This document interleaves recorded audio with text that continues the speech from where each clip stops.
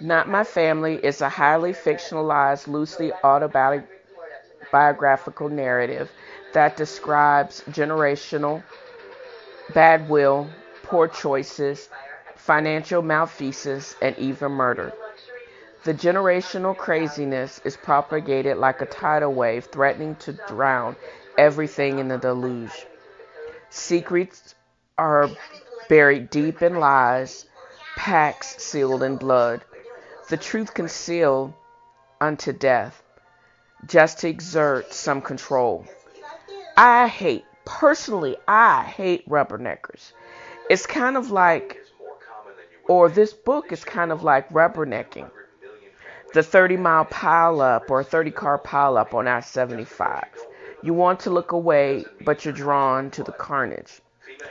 Join me as the protagonist progresses along self-discovery and she recreates her identity and she discovers how to go home again.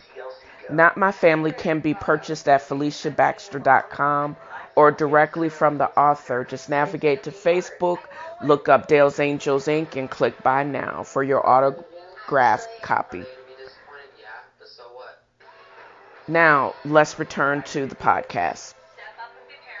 God of glory, Lord of love,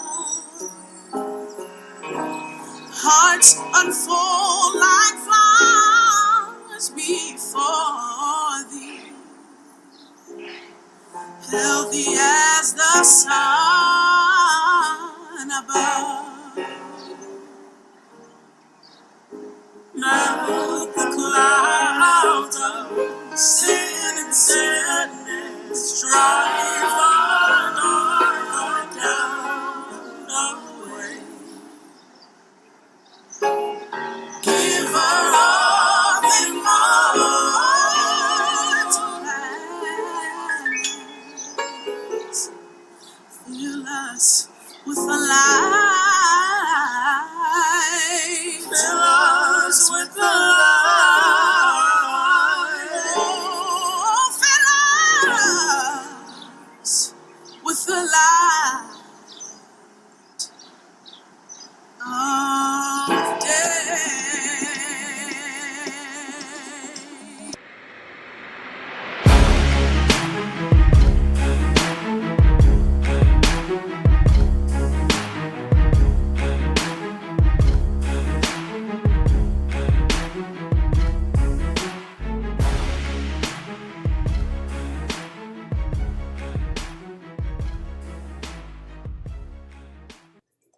Welcome to another episode of TNFro is Reading. Hi, I'm your host, Felicia Baxter. In this episode, we will continue to explore our national cool and black excellent, who I would like to invite to the barbecue as it pertains to what's going on now in our political climate and as it pertains to the 2020 Democratic nomination for presidency. Who I'm giving the side eye to and the cancellations, what's going on as far as literature news, what I call lit news and random-ish, chatterbooks, and my read, my affirmation and conclusion. And thank you for tuning back in for what's going on in the world of nerd news as far as it pertains to books.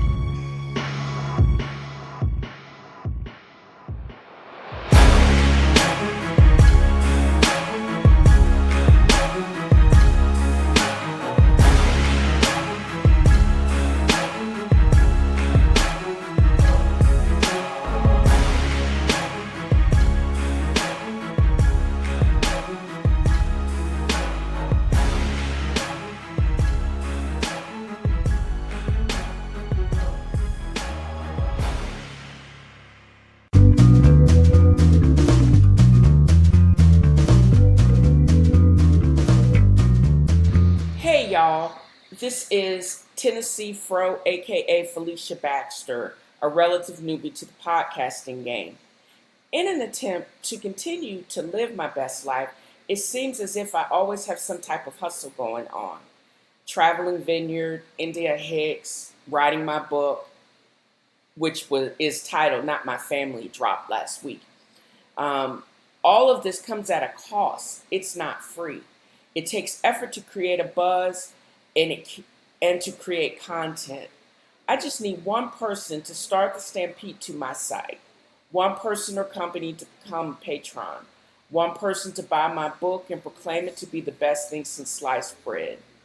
So please navigate to http://patron.podbean.com/the to donate to my podcast, and also navigate to www.feliciabaxter.com to purchase my book.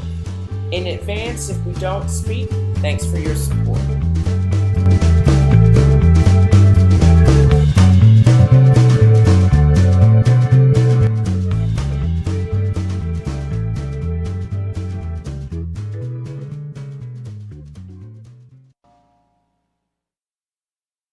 Welcome back to this part of the podcast, which has become probably one of many favorite parts that I like to share with my listeners, all four of y'all. But anyways, this is the Black Excellent and National Cool. And it just seems like there's just been so many distractions that have been going on in the past couple of weeks that not only have I had to combine this with a part that kind of is disheartening, why I not only positivity but a little bit of negativity, and why North Carolina is making it easier and easier for me to leave the state, for example. But getting back to Black excellence, let's start out with some positivity.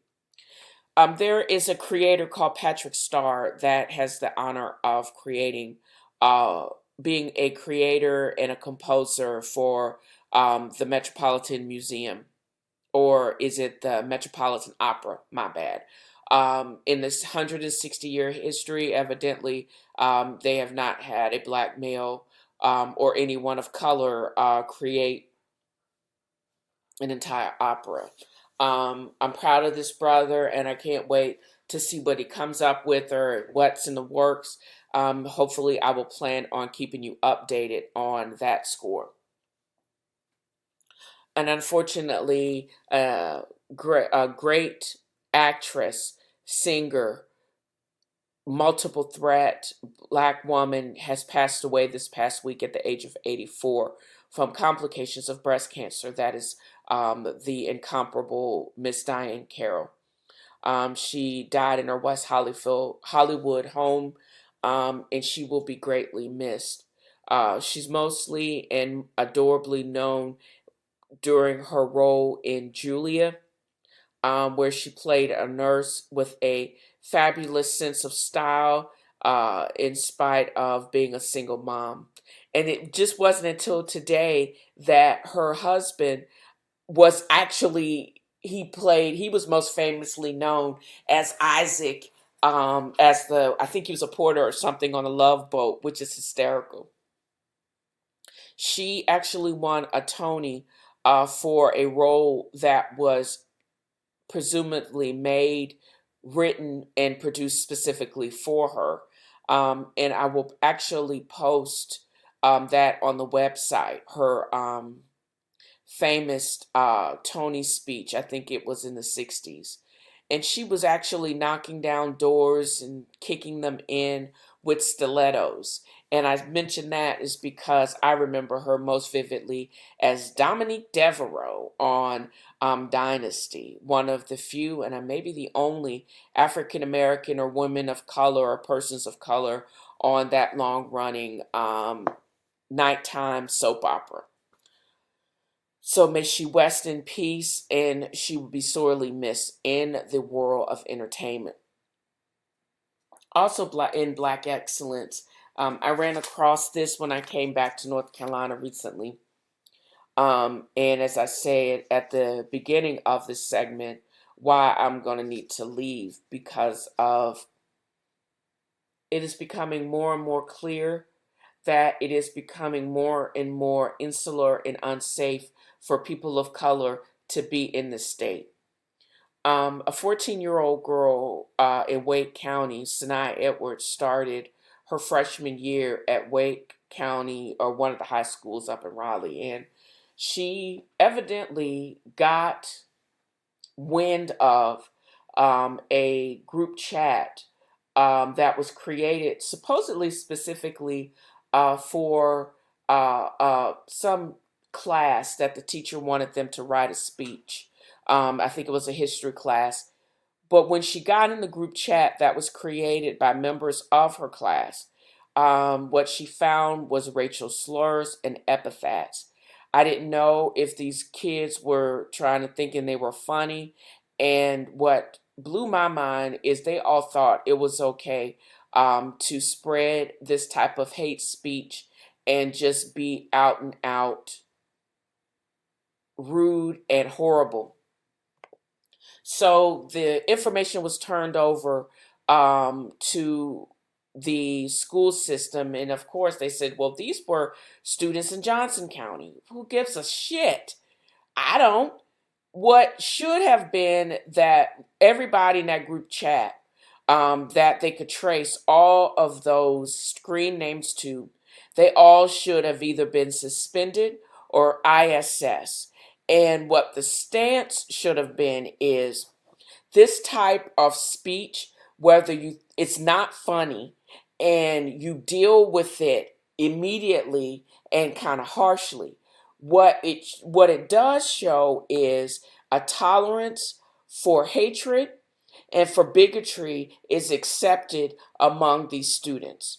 And I think it creates a very unsafe environment for any woman or any kid of color or that is considered different, because this type of nonsense is allowed to start, because this is when this crap starts.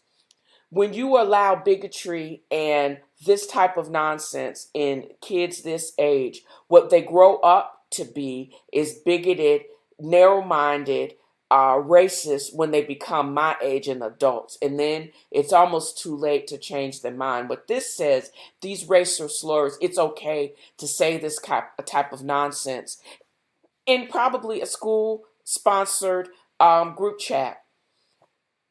Why is this okay and what are you investigating it? It's easy to get who was responsible for each comment.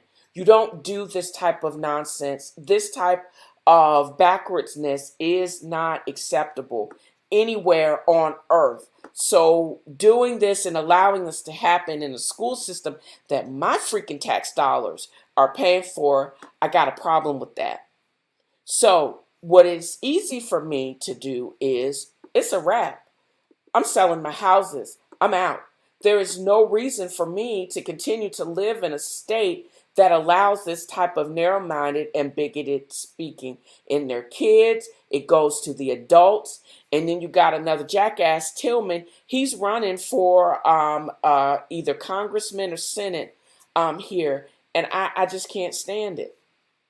At one point, I thought I would have loved to migrate back to Charlotte.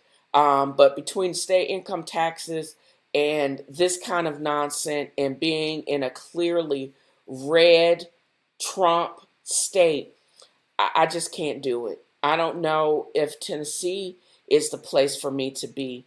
I know it ain't Oregon because I know I'm not going back to the West Coast, but I know it's not North Carolina at this time. And that is my whole issue with what's going on in the state. I just can't stand it. And I feel sorry and I feel bad for these young people that have to deal with this kind of nonsense on a day-to-day basis. But it's a wrap for me in North Carolina. And I think the treatment of this young woman and the lack of protection is appalling. And Wake County, y'all need to be ashamed of yourself. That whole school system definitely needs to be ashamed of themselves.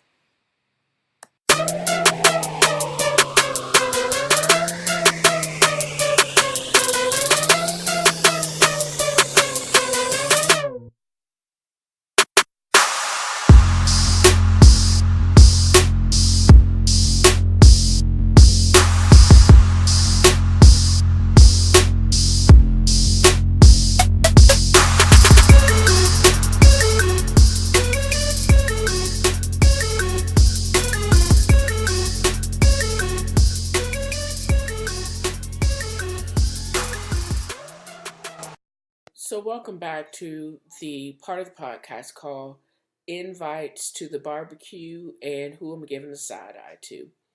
Um, this past week has been really interesting because some of the candidates, or one of the candidates, actually had a health issue and a health emergency. And the way he was treated or is being treated is completely different than Hillary Clinton was treated when she just simply passed out. And there is talk of impeachment that is affecting another one of the candidates in a way that is kind of disheartening. Um, and in my side eye, because there's just so many people I could have given side eye to, but my breakdown of the Republicans' response and defense of these crazy actions of the occupier of the White House, because he, again, does not deserve even for me to mention his name, or he does not have the right or the experience to hold the office of presidency. But he just takes up so much time and energy, it's just completely ridiculous. So, invites to the barbecue. This past week, Bernie Sanders, who actually turned 78, I believe, this year, actually had a heart attack. And he was having chest pain at one of his functions. And come to find out, I think they probably, if they did the echo, etc., I don't know if they did his troponins, but he ended up having one of his coronary arteries was blocked, and they actually deployed a couple of drug eluting stents. And he, until further notice, is no longer on the campaign trail. They basically pointed to this was a way for him to also pound home Medicare for all and the debacle that is our healthcare system. But they say he's probably going to come back. His supporters are in such great support of him that they are probably going to end up being able to spend this and use this as a ploy to even garner more support. It doesn't matter that the first thing everyone thinks is that, dude, you're 78, almost damn near 80 years old. Your health could be a hazard to your campaign. Your same supporters that are going to be able to spend this to increase and garner more support were the same ones that was ragging on Hillary Clinton when she passed out just from simple dehydration and exhaustion. And you said she wasn't fit for office because she was weak and blah, blah, blah. But they're not looking at the fact that you almost got 20, 30 years on her. And dude, you got heart problems. But it's okay, because you're a dude and you're a white dude at that. So I hope and I wish Bernie well, but I think his supporters are tripping. And then the whole uptick as far as Joe Biden, he has again lost even more cool points because evidently our occupier of the White House had a back in 2016, had a discussion that is transcribed and is completely, seems to me and to several other people, illegal. You cannot ask a foreign dignitary to investigate a political rival and then say that you're going to withhold almost $500 million of support unless they do it. It looks wrong, it is wrong, and is completely in the transcripts. This is why he does this stuff. It is obvious that he has used his presidency and he's abusing his presidency, and he will do it in any way, shape, or form to actually have some type of one-upman, uh, and to also secure his presidency by any means. And he is trying to spin it to see if his political rival did the same thing. Now, what I find so compelling is one of another senator. Now, don't get it twisted. I don't really like um,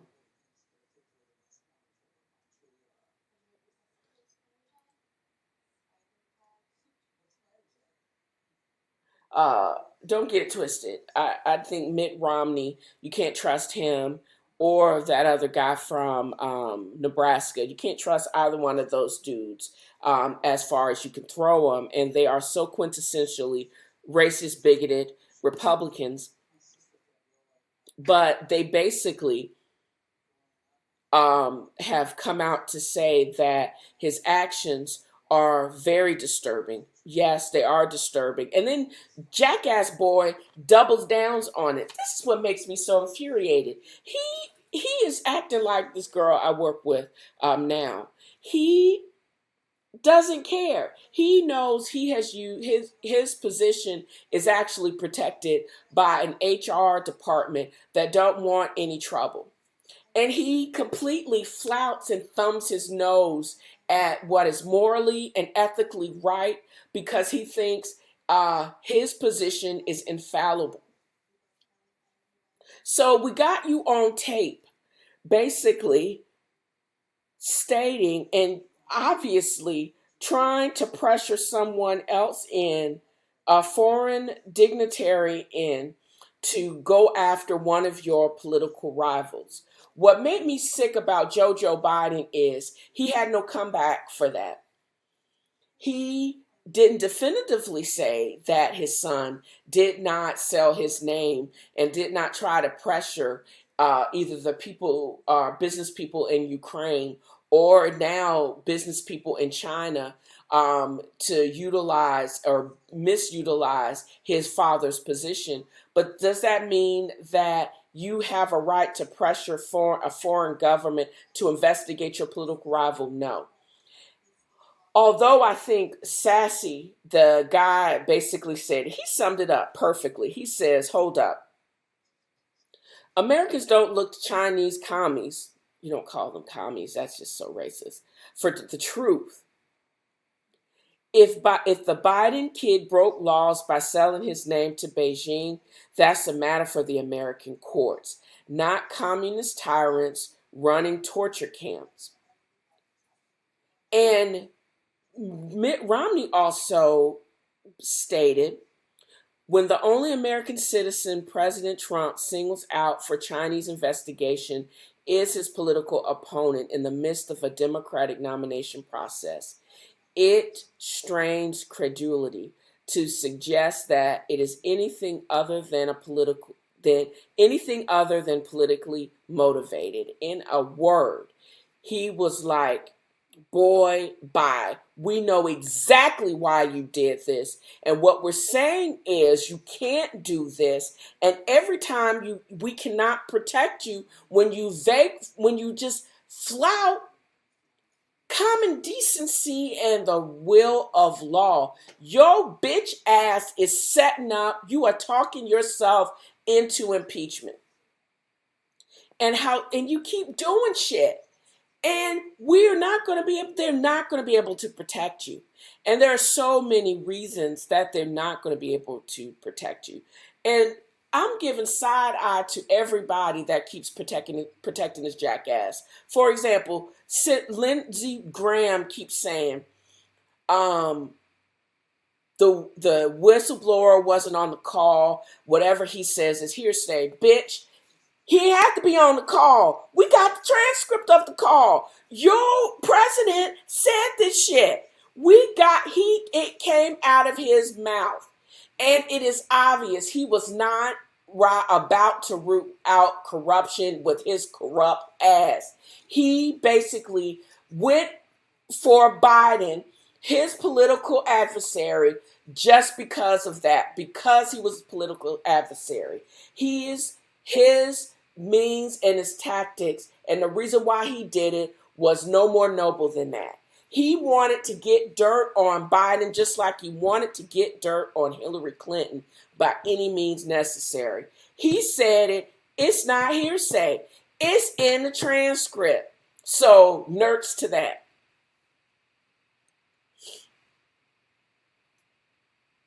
The other thing is, the whistleblower harbors known bias against him. There is no, which is not arguable. It was credible. Again, he said it. It had nothing to do with any type of bias. Why are you biased because you calling him out on being wrong? That's what they're saying. So that's not even credible either. And that there's no basis of that support. Media distortion. And I'm reading this directly. This actually comes from one of, I believe, NBC or other non-Fox news agencies that are basically just truly are reporting the facts. And it says the lack of support for media distortion come from this. On 60 Minutes on Sunday night, CBS correspondent Scott Paley asked about Trump's comment that I need you to do us a favor, though, after Ukraine's new president requested military aid to counter Russian aggression. And it says, you added a word there. GOP leader McCarthy replied, referring to the damning though. McCarthy's assertion was false. Paley accurately quoted the White House release document. The most charitable interpretation of the GOP's leader embarrassment is that he had not actually reviewed the evidence he had gone on national television to discuss. And their assertion that it wasn't about Biden was that's exactly what it was. On Meet the Press, House GOP whip Steve Scalise insisted the favor Trump sought was an investigation into cybersecurity firm CrowdStrike rather than dirt on Biden. That investigation, in turn, might explain the true source of outside interference in the 2016 election. In fact, the partial transcript shows Trump specifically requested an investigation into Biden and his son. The U.S. government already knows the origin of the 2016 interference, Russia, which favored Trump over Hillary Clinton. So again, for you to say it wasn't about Biden, yes, it was. We already knew the deal because of the Mueller report. We already knew about Russian interference because of the Russia report. This was about Biden because, again, in the transcript, he specifically says, investigate Biden and get any dirt on Biden. And then Scalise alluded to unfounded suspicion among conspiracy-minded Republicans that the Ukraine seeking to help Clinton was the real meddlers. Those suspicions, former Trump aide Bassett notes, have been completely debunked. Biden interfered.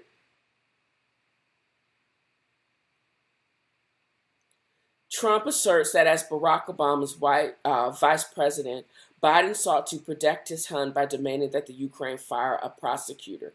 At the time, Hunter Biden worked for a Ukrainian energy firm that had faced an investigation. Yet, Biden's demand was not personal. He made it on the behalf of the U.S. government and allies, including the European Union and the International Monetary Fund, none of whom have accused the former vice president of misconduct. In actuality, Biden was the one trying to root out corruption, not president or this occupier of the White House, who alleges that he was, but he wasn't. He was just trying to get rid of another political adversary by any means necessary. And the only reason it seems that prosecutor, who was jackleg crooked, went after Biden's son's company because he was jackleg. So there was no corruption. It was only somebody else trying to cover their own tracks. There was no quid pro quo. Ukraine, the aid that was supposed to go to Ukraine was held as ransom to force them to come up with the dirt on Biden by any means necessary. We got your ass on tape. We got the transcripts. You said it, and you shouldn't have said it. And it was he just mad because, again, how dare you, in my opulence and meaning of grandeur, think that I can't do what I want and I can't abuse my power? How dare you check me on it? That's what all of this comes down to. And this is what I didn't read. Trump unfroze the aid only after the whistleblower complained to the Congress. Trump now warns that his impeachment could provoke civil war. This is just so repugnant to me. It's not just deeply troubling, as Mitt Romney has alluded to. It is the reason why I wrote my whole side-eye piece. The civil war that he is referring to is because there are a very crazy and armed, conservative, right-wing, white boy, redneck minority that are well armed with high volume and semi-automatic and downright automatic weapons, and they may have a Gatling gun to boot, that don't mind defending his right to be wrong to the end. What I find disturbing, and is why I wanted to go through this and to give the side eye. Even though Mitt Romney and that dude from Nebraska have basically said that what he has said is deeply troubling, and you can't ask foreign governments to aid you in politically a motivated attack against your enemies, because that makes us worse than any of these leftist regimes in Brazil and some of the nonsense that's going on in the Middle East right now. You can't be an oligarch, you can't be a tyrant and expect to get away with it. And one of the things that I do think he needs to be held accountable for all of this nonsense. But unless impeachment is going to result in immediate removal from office, he's going to continue to do this kind of dumb shit on and on and on. The only thing is, I kind of agree with the marginalized white people who are well armed that it is a waste of time and money from that standpoint. Because if you're not going to remove his ass for office, this may actually backfire on us and get him and still galvanize people that seem like they're more dug in and entrenched to support the madness. It is obvious that for several things that he knows he has a bunch of supporters in the rural part of America, and even poor whites in the suburban parts of a more metropolitan stretches of the United States, because these people who were initially hiding in their grandmothers and their mothers' basements now are more connected, and they finally these are the people that you can't reason with. These are the people that says we don't care if now that gas, this is Arkansas, I read this article,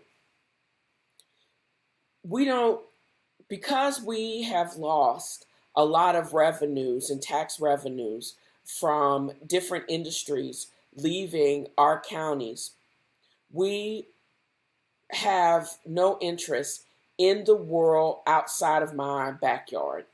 I don't care. I don't use the library. I don't use the roads.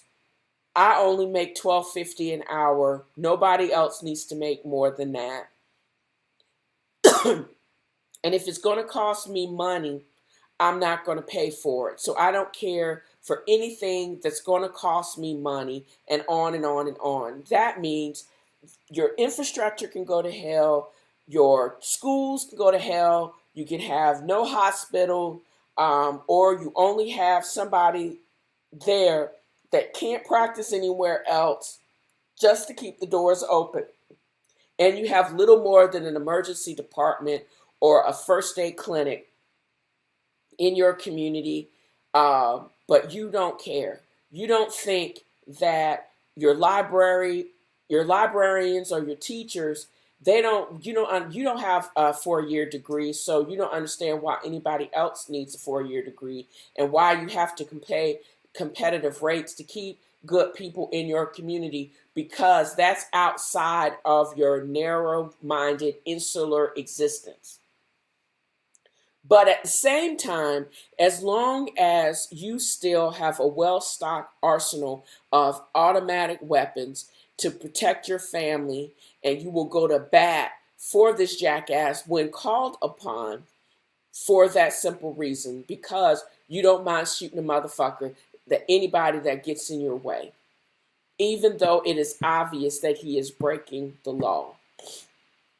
And for you to call out these people in their own craziness, knowing that they don't have any restraint, is appalling. And that's another reason why your ass need to be sat down.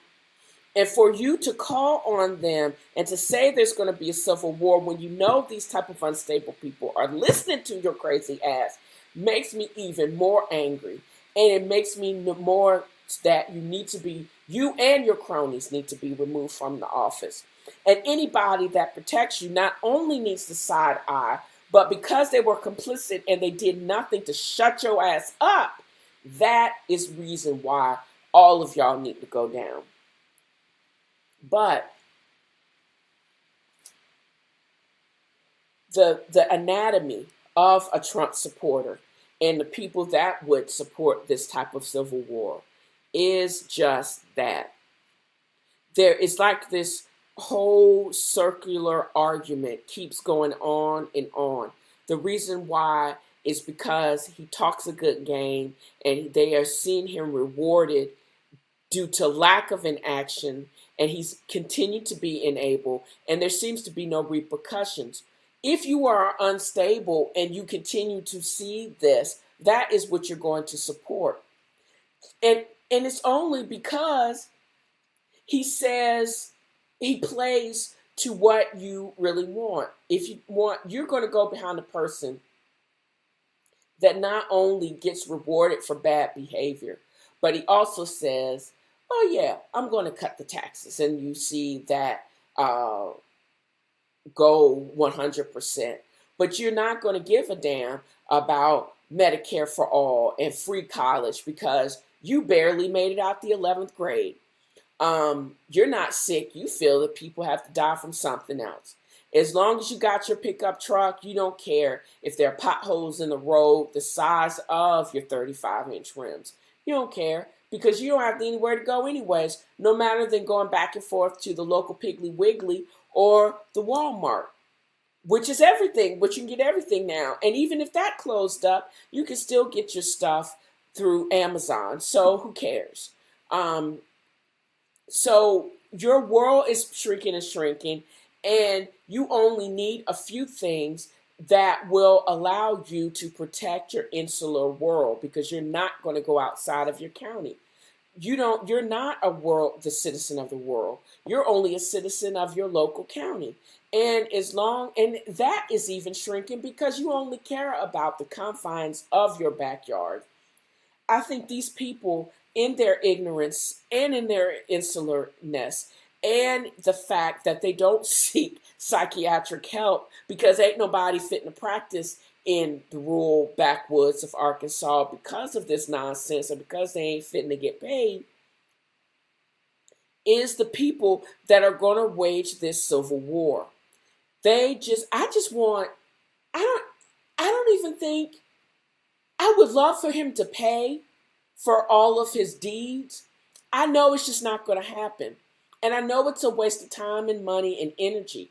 I think our energy and time should be better spent on re-looking at the electoral colleges and looking at a progressive type of platform that's going to benefit the majority of the people of the United States, and somehow putting a stifle on him, removing him from every social media platform. He should in essence become a lame duck president where he's just fucking biding his time to get the hell out. And all of his enablers also need to be silenced because you cannot continue to enable someone that incites a riot, that incites war, just because they get called on obvious wrong and ill-advised behavior. And that's my 2 cents worth on that. And I've spent, seems like, too long of a time to explain, trying to dissect a scandal, even though it is. And the scandal is the only thing that was tried to be covered up, but they made no effort to cover this shit up. They tried, but they couldn't. He did wrong. You can't apologize for this shit. You need to get to moving. I don't think impeachment's going to be the answer because I don't think it's going to be need for automatic removal because that is what is needed. Stifling and making them shut up and automatic removal. That is the only way. And then if they did remove him, he can then answer to all of the other stuff that he needs to answer to. All of those several different lawsuits that his company, Trump Industry, is actually been on hold that's been in litigation for the last several years. The obstruction of justice that stems back to the Russian meddling in our elections. Those are the types of things. So once he is out of office, then focus on, that's when his real time is going to need to be served. And there's nobody that's going to be able to protect him from it. They got the evidence, and it's just a pattern of behavior. If you're not going to stop the behavior, if you're not going to prosecute them or do anything about it, it's like any other bad relationship. Don't keep talking me to death about it if you're not going to do anything about it, because I ain't fitting to hear about it. So, in essence, that's a wrap for this part of the invites and disinvites, because there are so many people that I give the side eye to. I give the side eye to, as I said, to the occupant of the White House. I give the side eye to all of his enablers.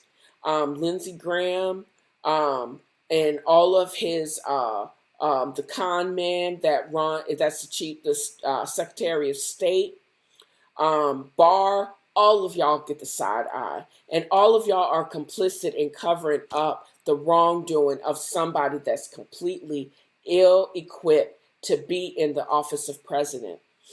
There's a different dichotomy in someone that was overqualified for the position and uniquely qualified for the position. We haven't seen that since President Obama. But in his zeal to erase what a true person that was uniquely qualified and to represent this country, the complete opposite was in who is the occupant of the White House at this time. And I don't give him any allegiance because I don't want anyone to think that he represents what we are and who we are and what we're to become.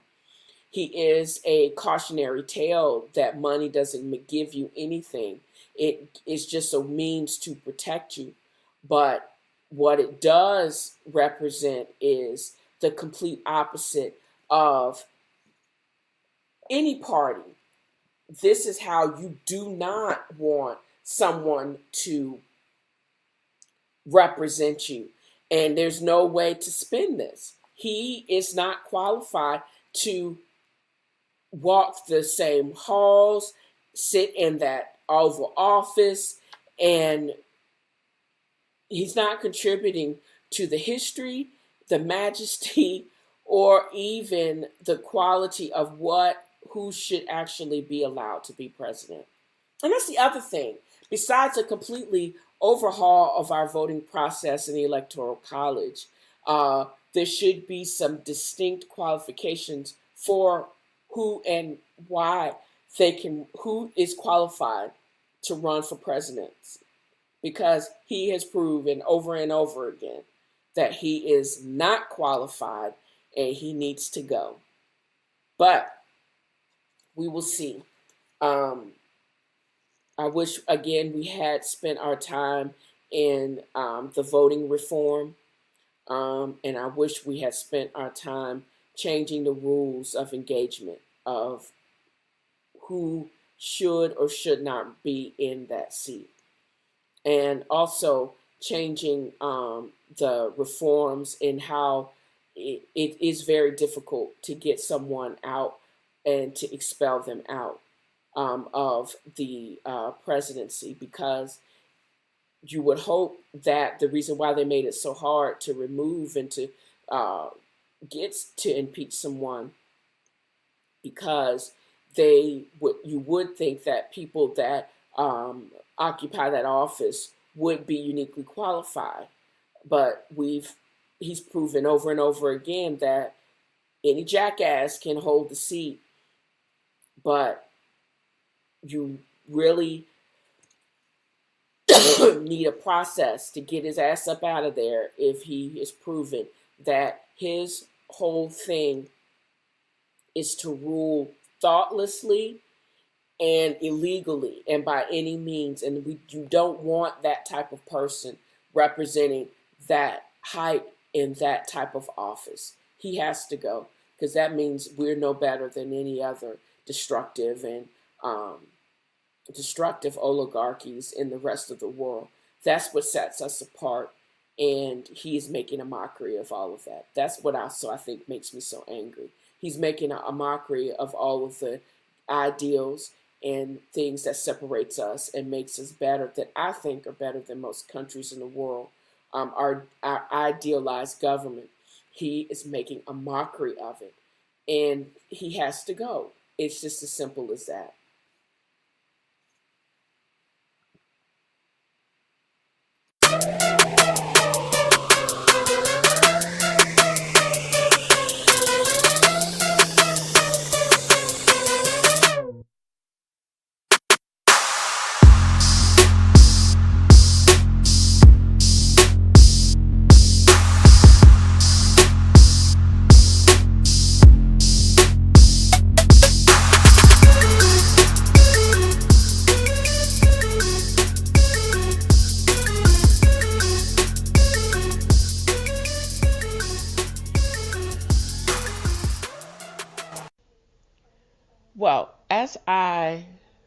become more and more, and I get paid more and more to work, I get to practice my craft in many different ways. I've published my own book. I update my blog, and I also publish this podcast. But what's going to keep it all moving smoothly is when I get other paid assignments. Well, I wrote this copy for a very useful uh, cleaning device that I first became aware of when I stayed with a colleague of mine in Chattanooga, Tennessee.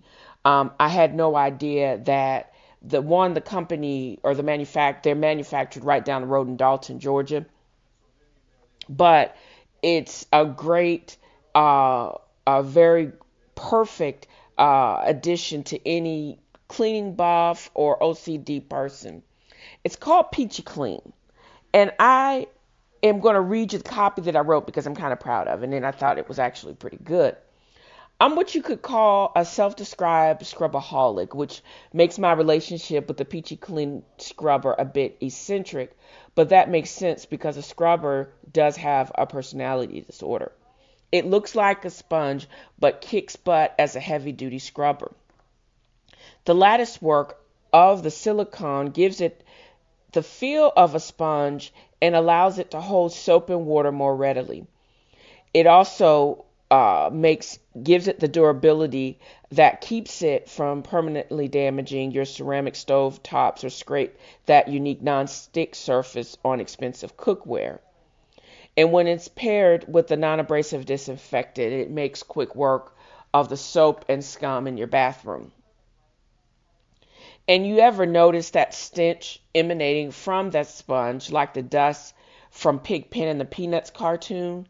It's the perfume made up of the byproducts of mildew and pathologic bacteria that are having a love fest in the sponge.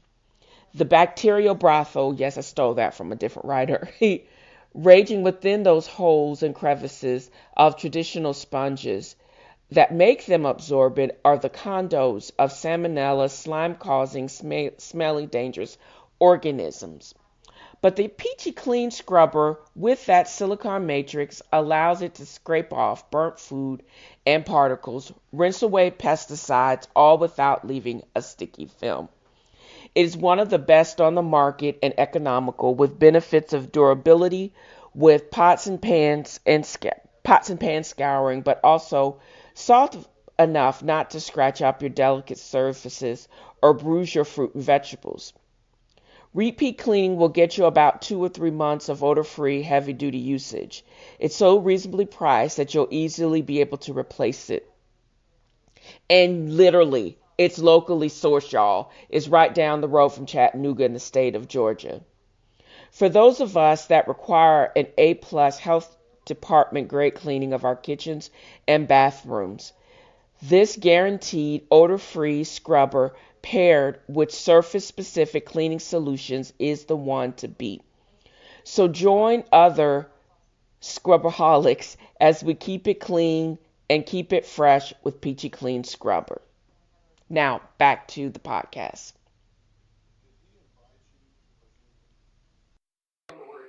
So welcome back to the podcast. This part of the podcast has to do with, or is, the literary news and just random-ish. So what am I talking about in this section? Well, I used to do kind of like a roundup or a reboot of all of the podcasts that I was listening to, but one of the main things that I found about all the podcasts, it was all of them had their positive and negative points, and they were all Afrocentric. And what they meant and what they are to me is just freedom of expression. It's never been before in the past 10 years, last decade, that we have seen a resurgence of Black and Afrocentric um, entertainment, whether they're books, they're podcasts, movie show or movies and shows. Ava DuVernay, Oprah Winfrey, Tyler Perry, Issa Rae, to name a few. But there are other people that are already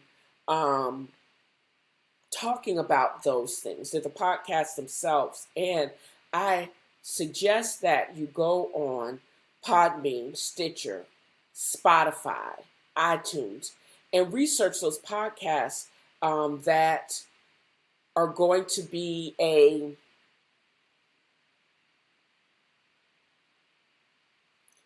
that whatever you want them to be.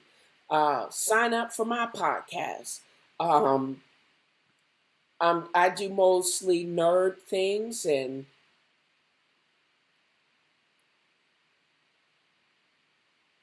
I basically just talk about books. I talk about politics. I talk about cool things that other nerds that are doing. But in the grand scheme of those things, I want you to discover what things that positively influence you and that you want to discuss.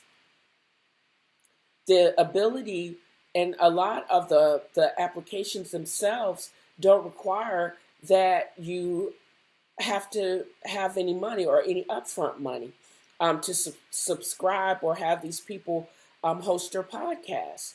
And it is a way of self-expression. It's a way for you to connect to other people because I greatly suggest or strongly suggest that you just reach out to other people that have the same interests as you, or you do it for strictly for entertaining yourself.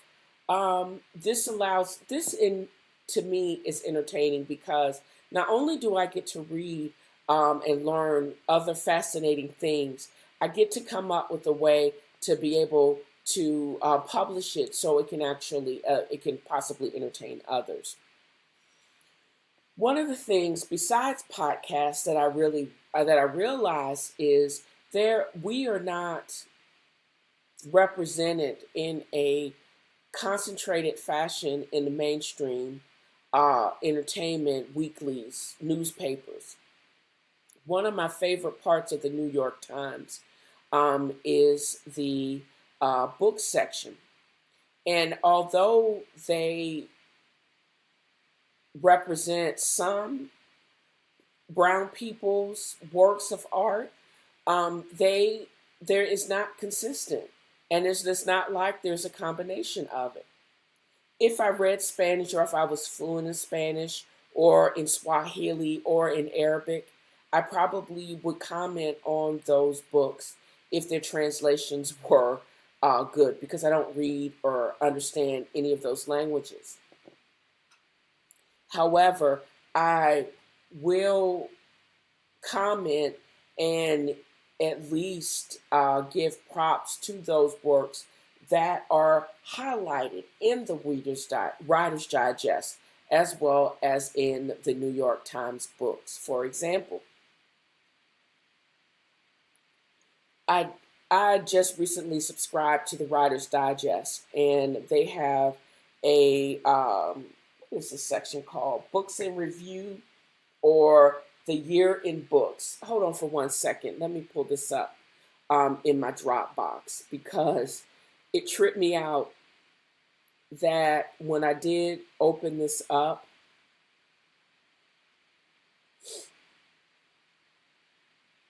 there were very few of us in this review book. And granted, it seems like the date on this was from 2014, but it was the best sellers collection out of 50.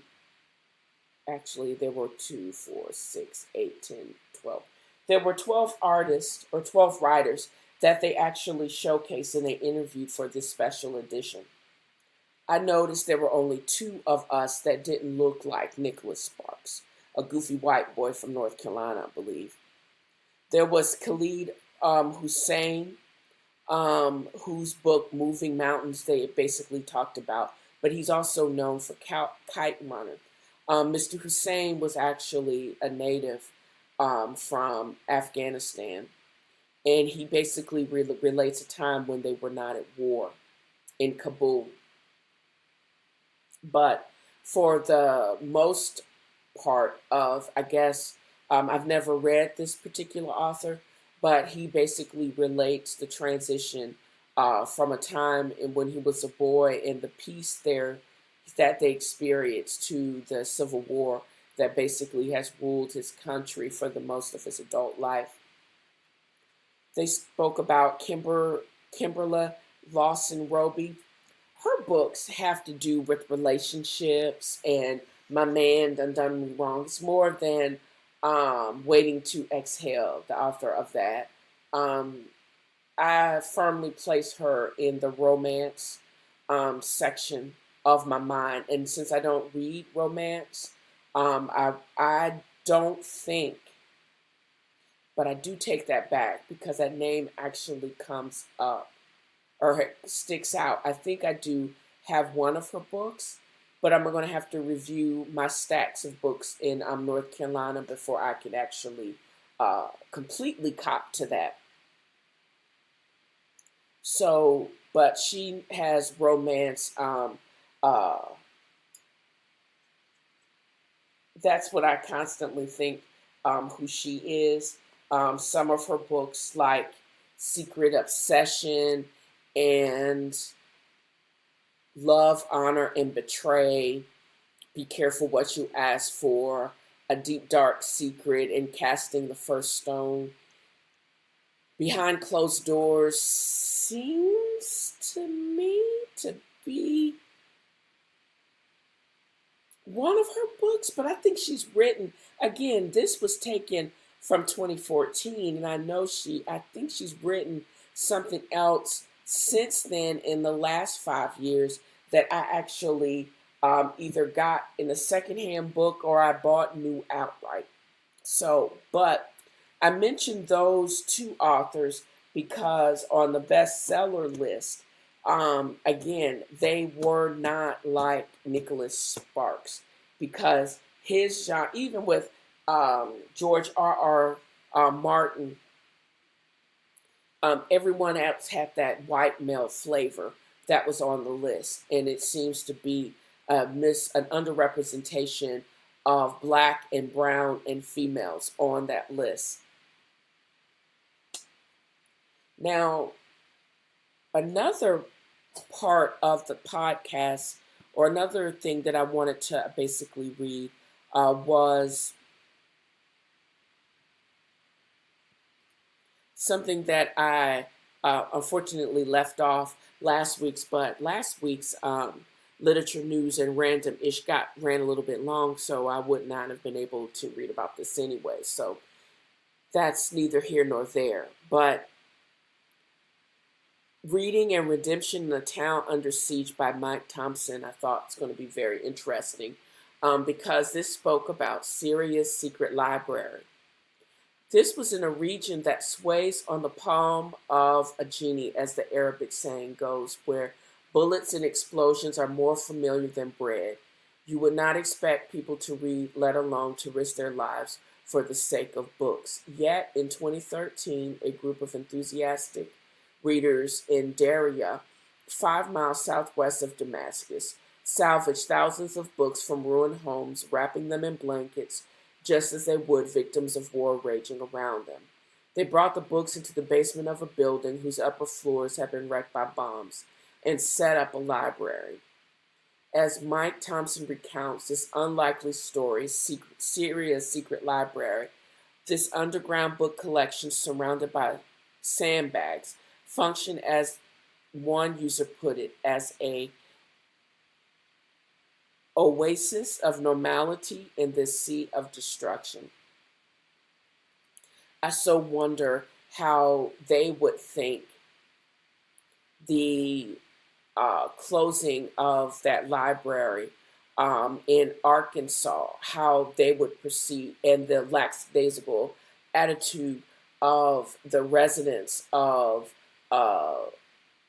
Clinton in Arkansas about how They don't think their money needs to go towards the upkeep of the new library building, and nobody uses a library anyway. I wonder how these guys um, and how they're risking their lives to preserve books in Syria, how they would think of this wasteful attitude of the Americans here. I find it just, I think they would be affronted, and it would make them think poorly of Americans in general because they think we're spoiled and we don't give a damn anyways, and they just, those backwards mugs would just prove it more so. There was also Imani Perry, a letter to her sons, and I believe this was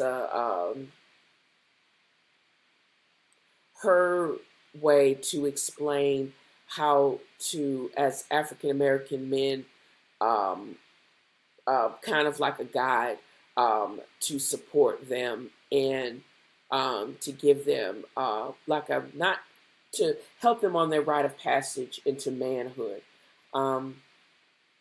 And this was actually in last week's books review, but I wanted to add it to this week's because the only thing that I saw in this week's books review was basically a bunch of nothing.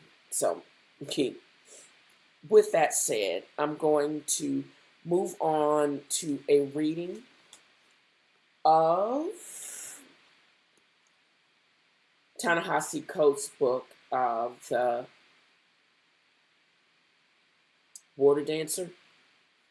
It was just released a couple of weeks ago.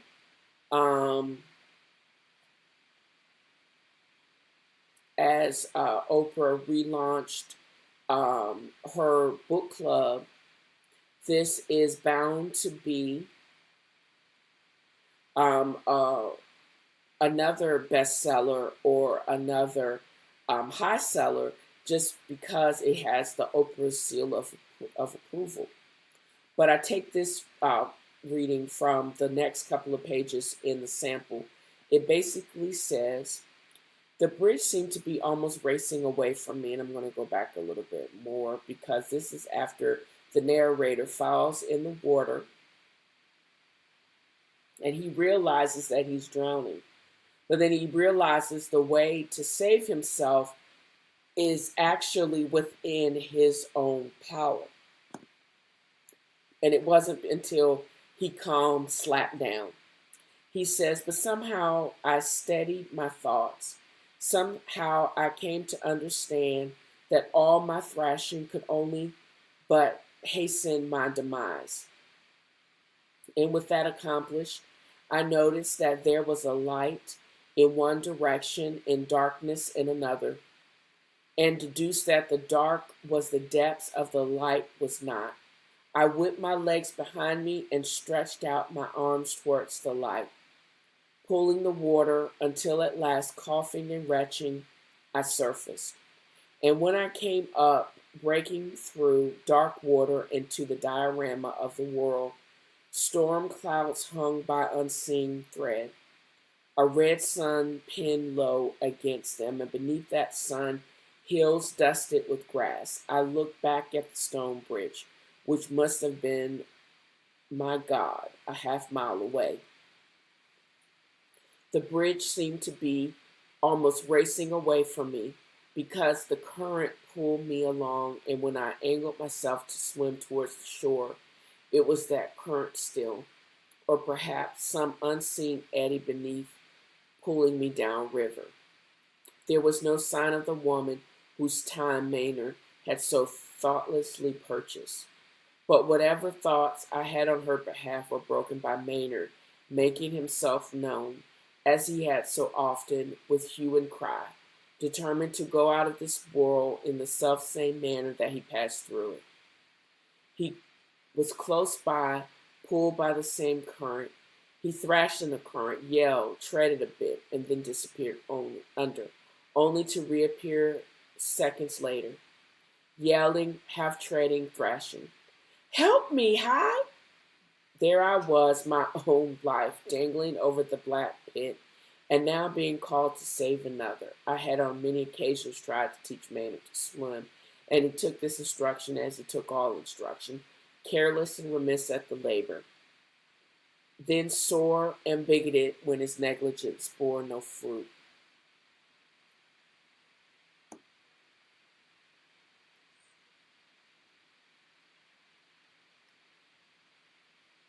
I can now say that slavery murdered him, that slavery made a child of him, and now, dropped into the world where slavery held no sway, Maynard was dead the minute he touched the water. I had always been his protection. It was I, only by good humor and debasement, who kept Charles Lee from shooting him. And it was I, with special appeal to our Father, who kept him countless times from wrath. And it was I who clothed him every morning, and I who put him to bed every night. And it was I who now was tired in both body and soul. And it was I out there wrestling against the pull of the current, against the fantastic events that had deposited me there.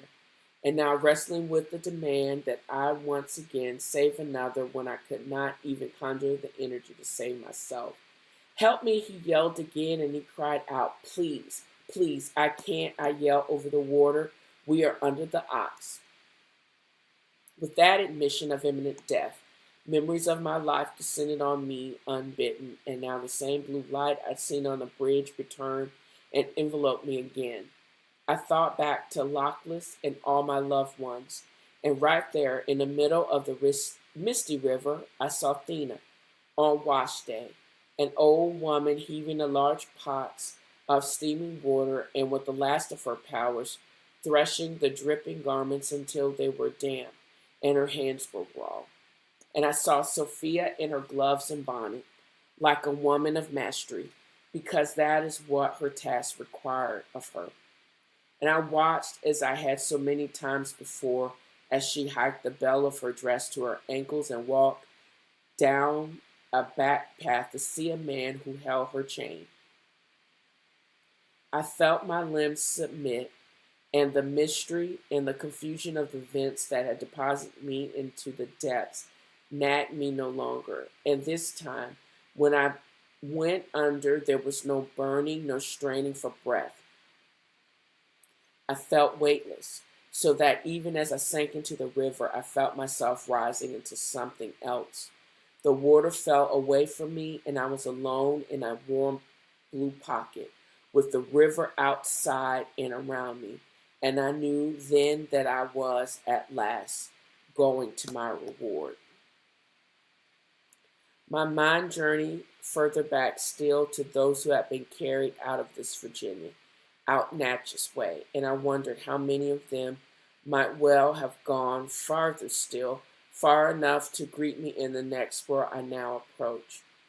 I saw my Aunt Emma, who worked the kitchen all those years, walking past with a tray of ginger cookies for all the assembled walkers, though none of her or any of her kin.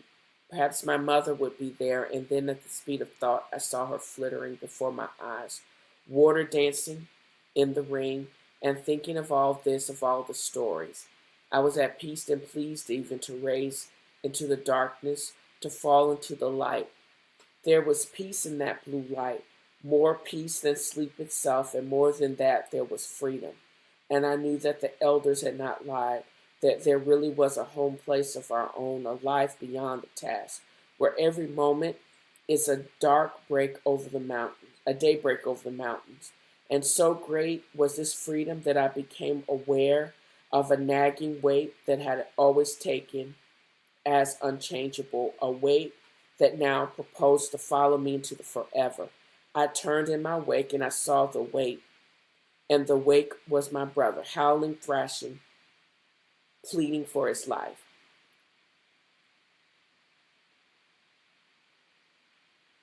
And I think that was Maynard, and that's where I'm actually, well, no, because I'm a couple of paragraphs to go. So, all my life I had been subject to his whims, and I was his right arm and thus had no arm of my own. But that was all over now because I was rising up out of the world of the quality and the task. My last sight of Maynard was of him thrashing in the water and grappling after what he could no longer hold, until he began to blur before me. Like light rippling on a wave, and his cries diminished beneath the loud nothing all around me, and then he was gone. I would like to say that I mourned right then or took some manner of note, but I did not. I was headed to my ending, and he was headed to his. The apparitions now steady before me, and I focused on my mother, who was no longer dancing, but instead kneeling before a boy. And she put her hand upon the boy's cheek, and she kissed him on the head, and she placed the shell necklace in his hand and closed his hand around the thing. And then she stood with both hands over her mouth, and she turned and walked off into the distance.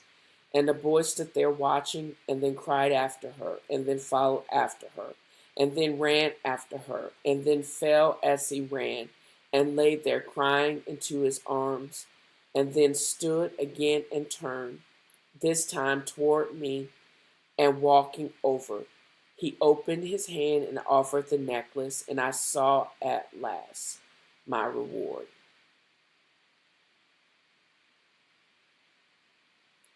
And that's where I'm going to leave this before I start chapter 2 next week. And right after we come back from a slight commercial break, I'll do my read. And hopefully it will somehow speak of this trip of this dude to the other side or be in parallel to it. I'm actually going to read a little bit from my travels out west, and also I think there's a part of my book that has a water component to it that will actually connect with this, but it's not as detailed as the telling of the drowning of the character in Ta-Nehisi's Coke, the water dancer, but I hope it will be in parallel in theme. So stay tuned, and I'll be right back with that part of the podcast.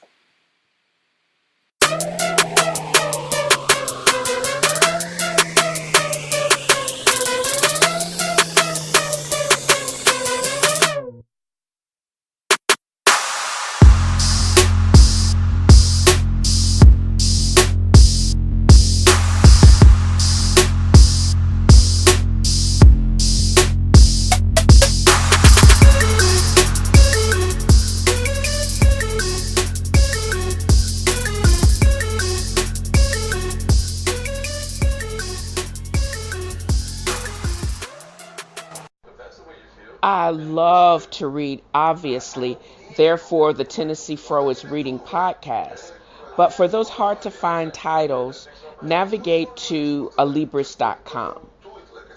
Alibris.com is chock full of hundreds of thousands of titles at a reasonable cost. So navigate to alibris.com/TNFro for those special deals. Plus, you can also navigate to dalesangelsinc.com and check out updated daily deals at your pleasure. Now back to the podcast.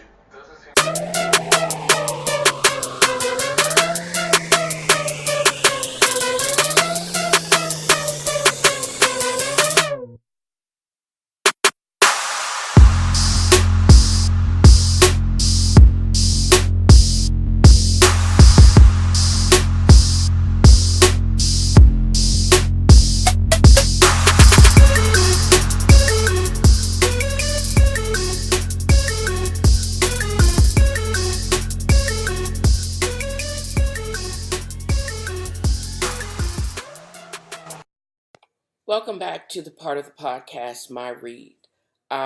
We are rounding the corner to the ending of the show, which is in itself become a pretty chatty affair.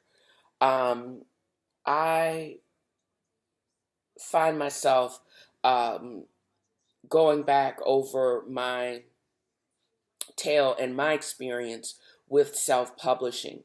I've mentioned on previous shows that I've signed up for a a service that allows me to get paid to blog, to comment, um, and also to help with product launches, as well as to write press releases. And it's actually been very fun. As far as my own stuff, I'm working on other platforms, trying to figure out a way um, to monetize my blog, my own words, as well as increase my readership on Vocal Plus.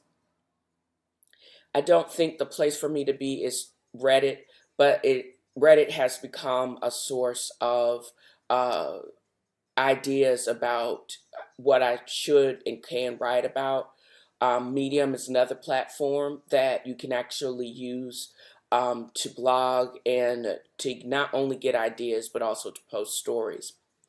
And I think I will probably, if this particular story does not get accepted for publication on Medium, or excuse me, doesn't get accepted for publication on Vocal Media, I'll probably end up closing out my creator, whatever they call, account, and just continuing to publish on my own blog space, as well as publishing on just Medium in general.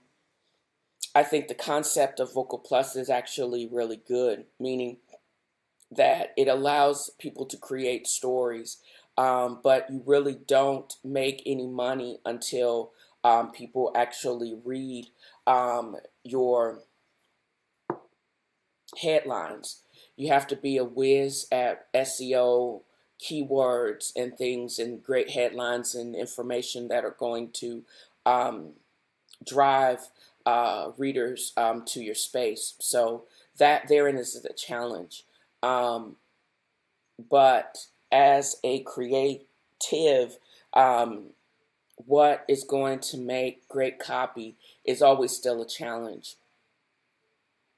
And I'm looking for just the ability and the opportunity to create.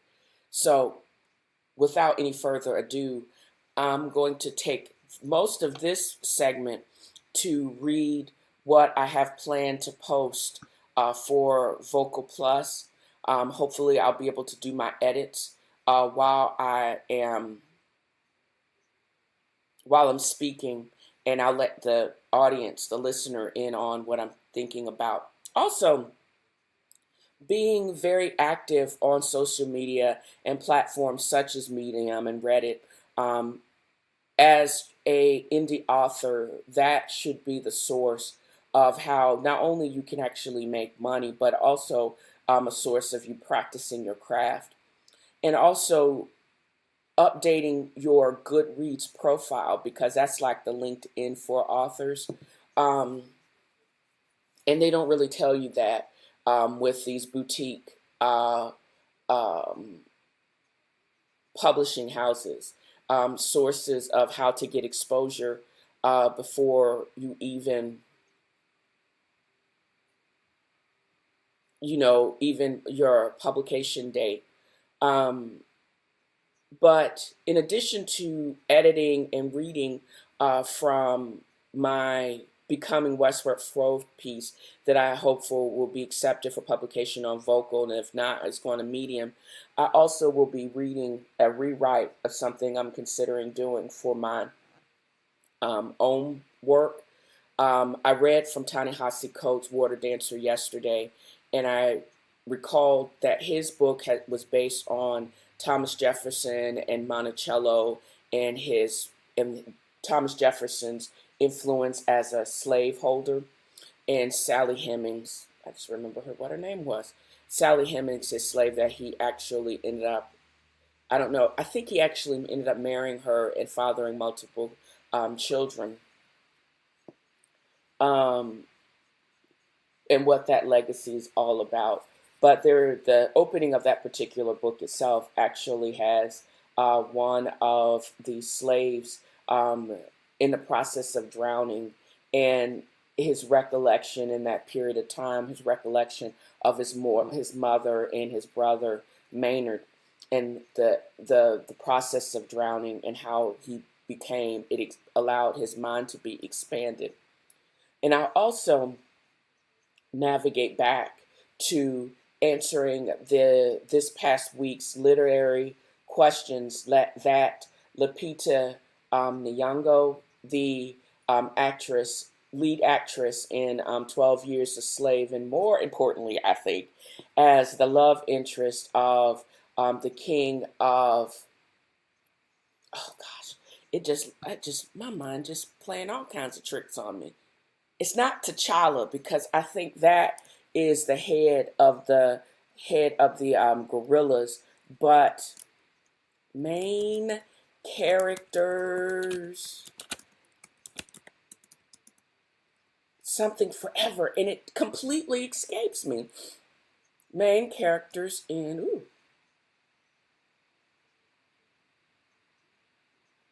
main characters in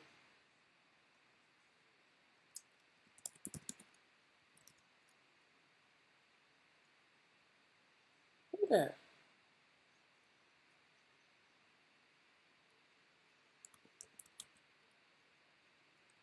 Wakanda forever.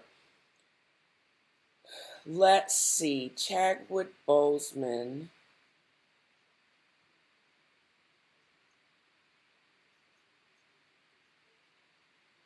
Let's see, Shuri Eric. Oh, that is King T'Challa. Uh, uh, and Nakia Lupita Nyong'o. Okay. That is like almost sacrilege for me not to know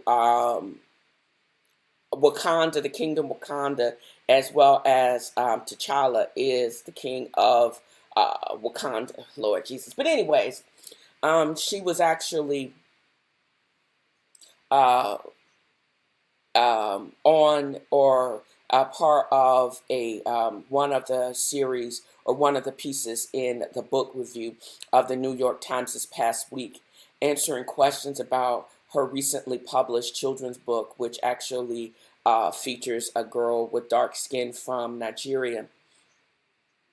And I'm actually interested in reviewing that book for the podcast, but also answering some of her questions. You know, it is obvious that she is very, very intelligent, and she admits that she doesn't really particularly like to read. But I found it odd that they, with so many other strictly African American and brown writers, why they picked her as to answer those particular author specific questions. And granted, she's multifaceted, multi-talented, but why did they pick her? Is it just for her appeal as a famous African American and they could not find someone else to answer those questions? Would have been perfectly happy to answer those questions, but nobody knows who the ham sandwich I am. But I find it fascinating. The New York Times is not usually considered a bastion of openness and incorruptibility, but they are a little bit left swinging, I should say.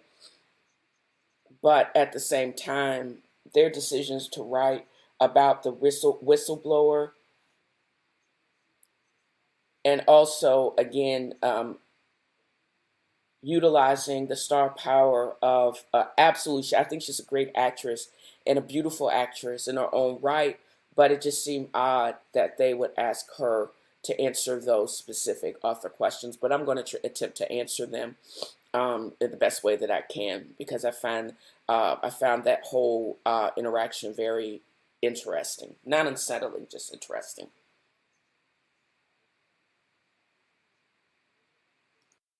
So this is the introduction to uh, becoming Westward Fro that I have worked on, and I thought it was a little bit witty in my own opinion. But it says, okay, you have to hum the next verses to the tune of the Beverly Hillbillies in your head as you sing the following verses to yourself. Here's a little story about a girl with a fro who drove 3,500 miles with the RV in tow. Little did she know she would get caught in snow, a late storm that is, in April, on the Donner Trail in the high Sierras. Well, first thing you know, the story could have ended right there, but she persevered and showed up in Oregon, no worse for wear. Oregon turned out not the place she needed to be, so a month later she packed up her truck and headed back to East Tennessee. Hills, that is, barbecue, candied bacon, single malt whiskey. And it doesn't rhyme, or it doesn't in no way, shape, or form. It's just what I thought about when people see a big person with a big old bumper truck towing an RV. They think about hillbillies, and it came to mind with the Beverly Hillbillies, because that was one of my favorite shows back in the day. And I'm not the typical profile of anyone that owns a truck um, and an RV. I'm straight, cis straight, female. I have an afro, and I'm brown. And so it's hilarious to me that I like to watch people, even now, I like to watch people's facial expressions as I get out that big bubba truck. But I truly did buy this truck to um, because I wanted a Dallas Cowboy wrap. I wanted a new car, and my adventures in Oregon was something different because I had never worked until I did was a trainer for the Department of Defense's conversion to we're converting their electronic medical record. I had never worked in the Pacific Northwest until that time, so when the opportunity for me to start a nocturnal pediatric hospital program came up, I jumped at it. And the salary was gargantuan, but with 9%, 10% state income taxes plus FICA, it was a little bit rude. Um, and it was difficult living there. Um, and I never could adjust to all of the rain, but I had a pretty good time driving out there as well as coming back to the East Coast. And so that's what I wanted to focus on in this piece. So the story itself goes on, and it just a little bit like this. It says, this is a story of a meandering trip across the United States, the start of the adventures of Westward Fro, and then becoming Tennessee Fro. I will share my experience camping in Reno, late snowstorms in Donner's Pass, yes, of the cannibal variety. It would be about tip warnings in Wyoming. It would be the breathtaking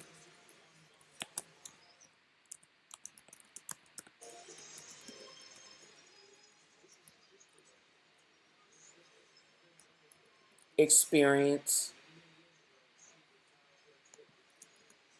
of the geyser, Old Faithful,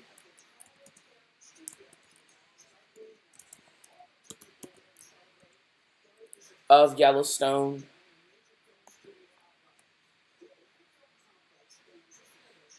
soaks in the hot springs of Arkansas.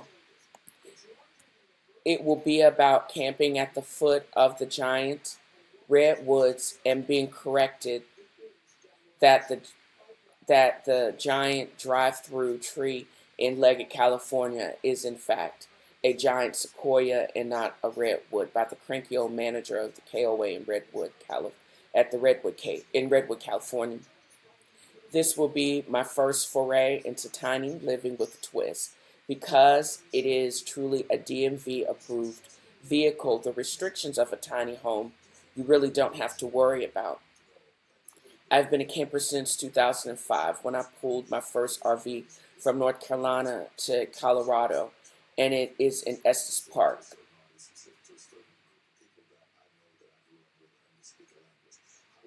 I'll put to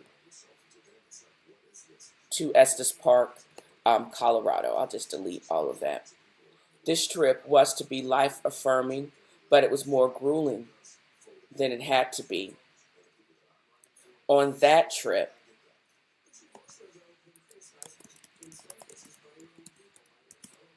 I rented a well-used Class C motorized RV through Go RVing, because there are different classes of RVs.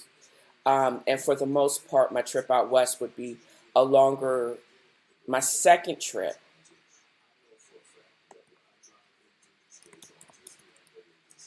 out west would be a longer recreation of that trip with a twist. If you're going to buy an obnoxious bumper truck in Texas, where everything is bigger, you engage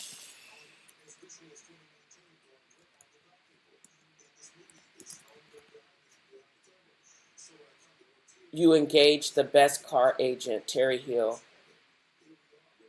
who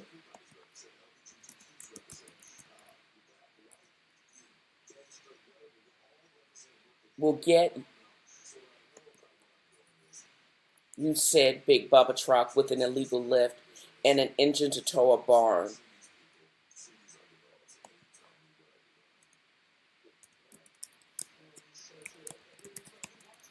Just sign on the dotted line.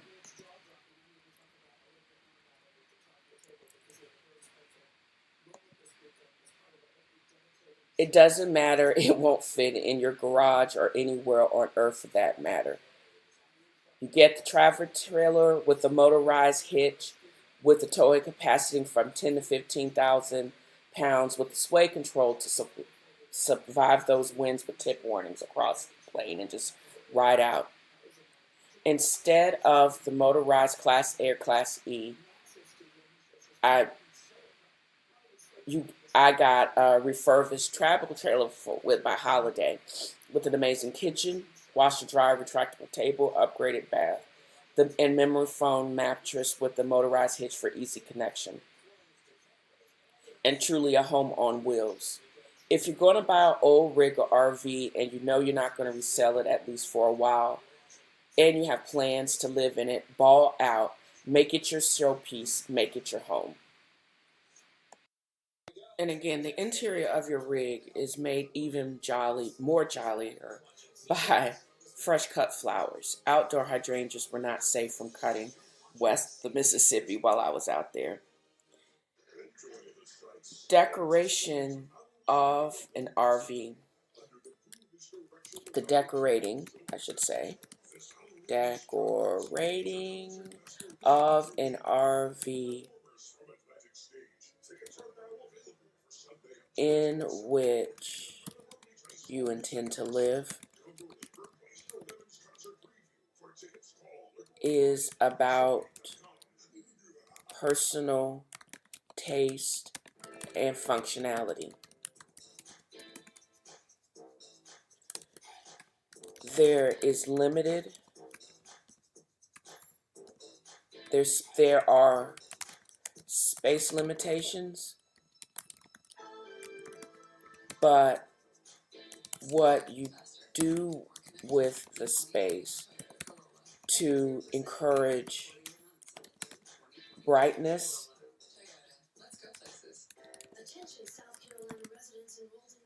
stability, and happiness is key to survival in less than 26 feet of space for living. It's about finding small paintings and pictures or even framing cards from well-wishers. It's about being obsessive with cleanliness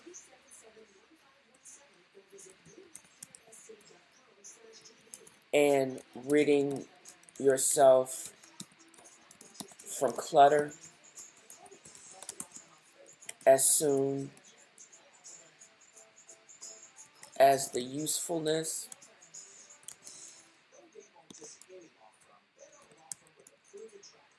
of an item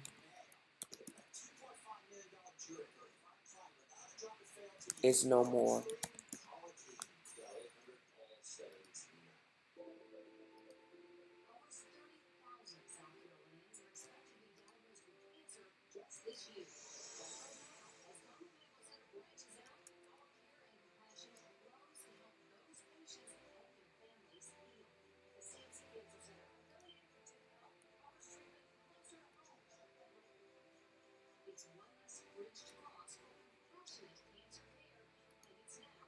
Having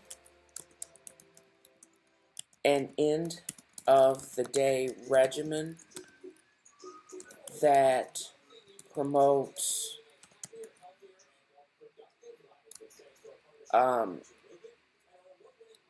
decluttering your space and your mind and relaxing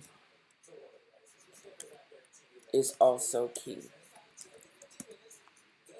The ability to soak in a tub or to take a hot shower without the threat of athlete's foot or being eaten alive by bugs makes the end of a long drive worth it.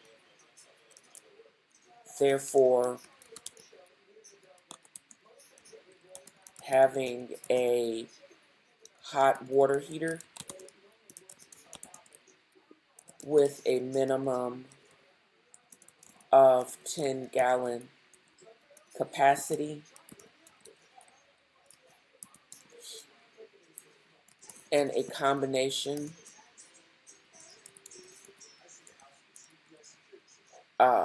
shower and tub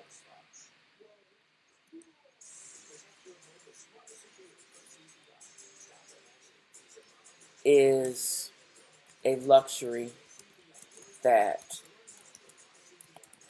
should not be overlooked or taken for granted.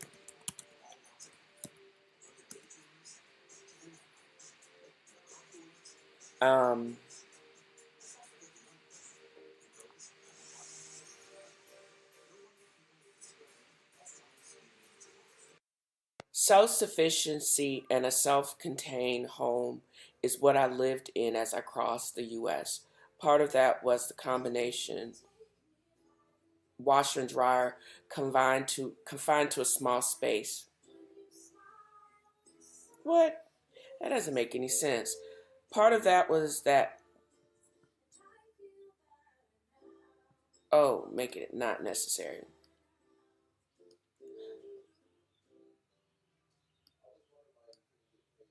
This required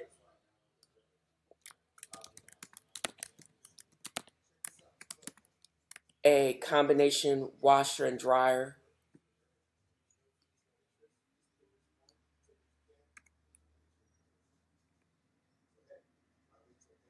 um, which was key to lessen the trial of making sure you had enough quarters to feed dryers that would never dry your clothes in the community laundromat, in the campgrounds where you were to stay overnight.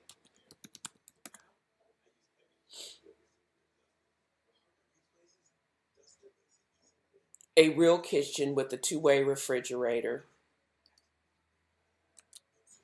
to stock adult libations, fresh fruit, and vegetables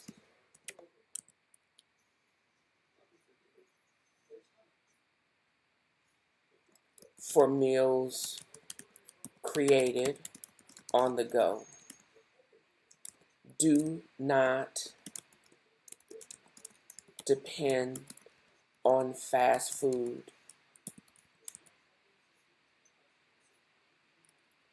for your sustenance,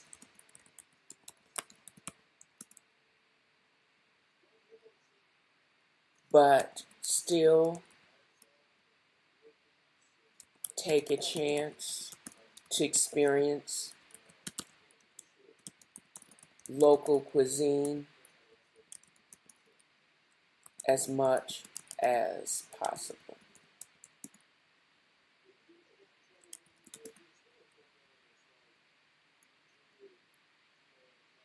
A real propane stove is key to survival and eating well on the road.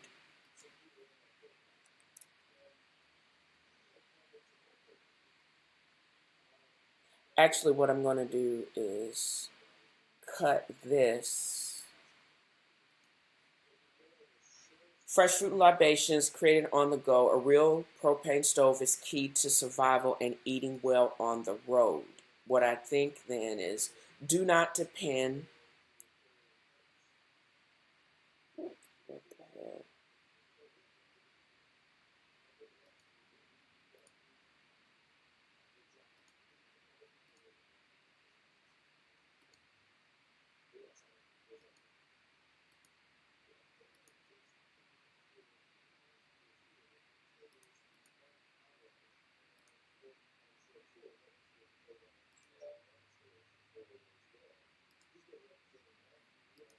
What the hell happened? God.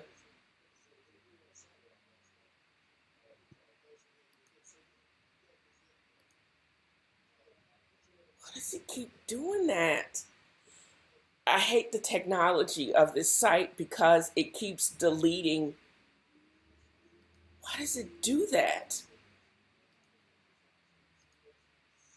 Redo. Redo. It doesn't respond.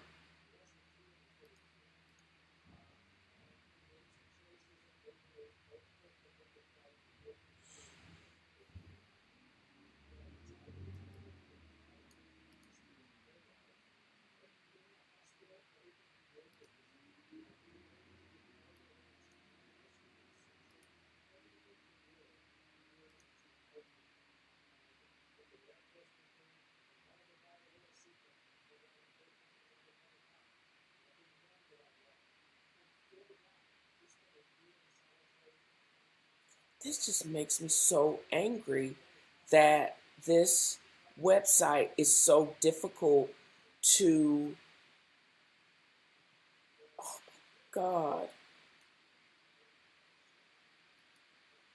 This website is so hard to edit. I don't understand why it doesn't have the blocks that allow you to upload photos as well as uh, words or copy as easy as like on blogs, the blogs way that they use it on WordPress, because this I don't know if this website is suited for Android or whatever, but it's really not that easy to edit anything, and I find it you can lose your work way too easy on this particular platform. So just beware of that. But this is how I actually wanted it to read, and actually with the included picture. A real kitchen with a two-way refrigerator to stock adult libations, fresh fruit and vegetable for meals created on the go. A real propane stove is key to survival and eating well on the road. Do not depend on fast food for your sustenance, but still take a chance to experience local cuisine as much as possible. Also, creating a welcome outside space to write and to enjoy the few days of sun in the rainforest that is Oregon is key.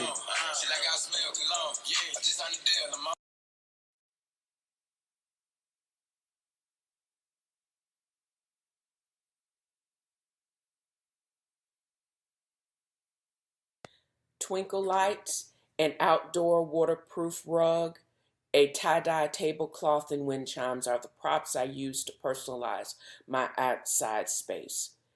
I created a mobile, easily sewed space that was welcoming but comfortable to write and to enjoy the few days of sun in the rainforest that is Oregon. It was my mobile oasis. I also had enough room for yoga as well as a place to practice my putting.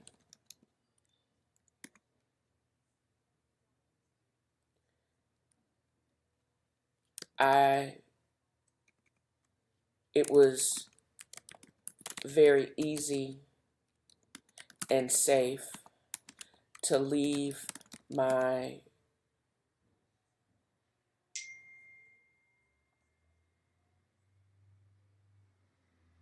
bicycle outside, but I wasn't crazy not to lock it to the picnic table.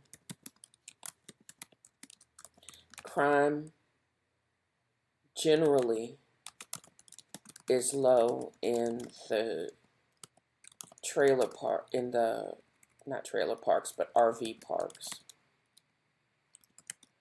But vagrancy and petty thefts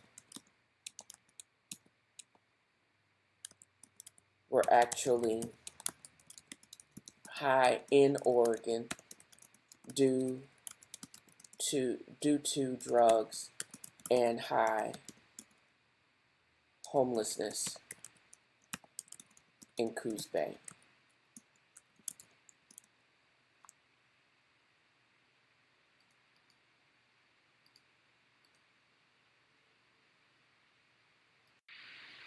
I say all of that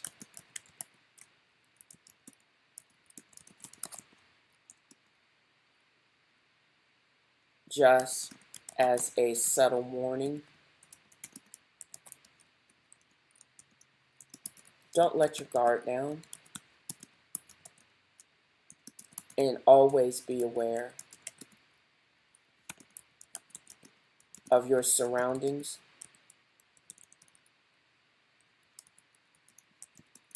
and secure your belongings. If you don't want them to grow legs and walk away. This is even applicable to propane tanks and other outside furniture.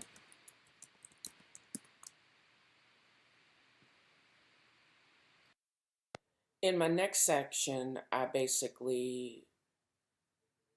it's called Don't Drive Over 8 Hours Per Day. I would know what exactly a tip warning is in Wyoming. You could get wind gusts up to 65 miles per hour rolling across the prairie that have been known to tip over 18-wheelers. I have to add an S to that.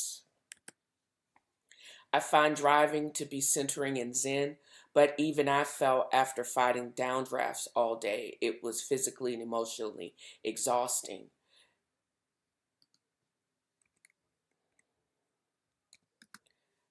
I you just have to be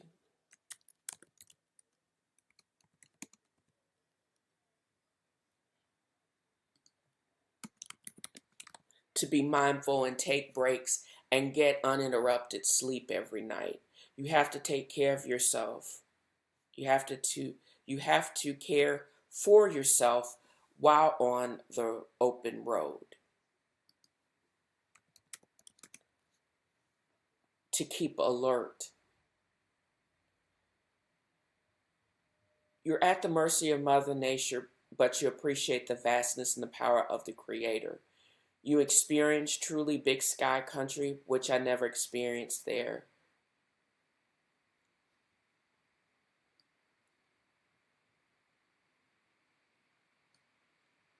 I think I should change the tense of this.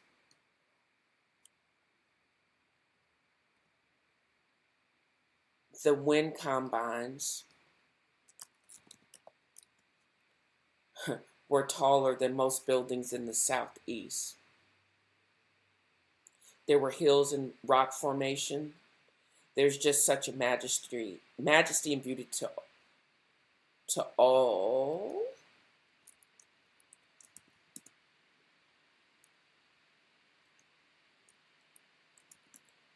of that vastness. Don't rush. Take the time to enjoy big sky country of Wyoming and even more impressive sunsets. There is a solitary existence that you think you want by traveling and camping on your own because it's you against the elements. Sometimes on the road in small town USA or in the mountains or the backwoods of Arkansas, Google is not your friend and will steer you wrong on unmaintained logging roads if you're not careful. But towards the end of an almost 4,000-mile trek to Oregon, this welcome sign on Google Maps is like a premonition to great things to come. And I actually want to add here, let me go back. Sometimes you're wrong if you're not careful. Even with great coverage,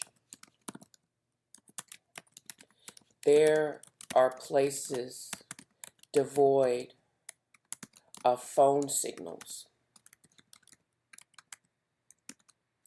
You will not have a connection with anyone in your stream on any platform on social media.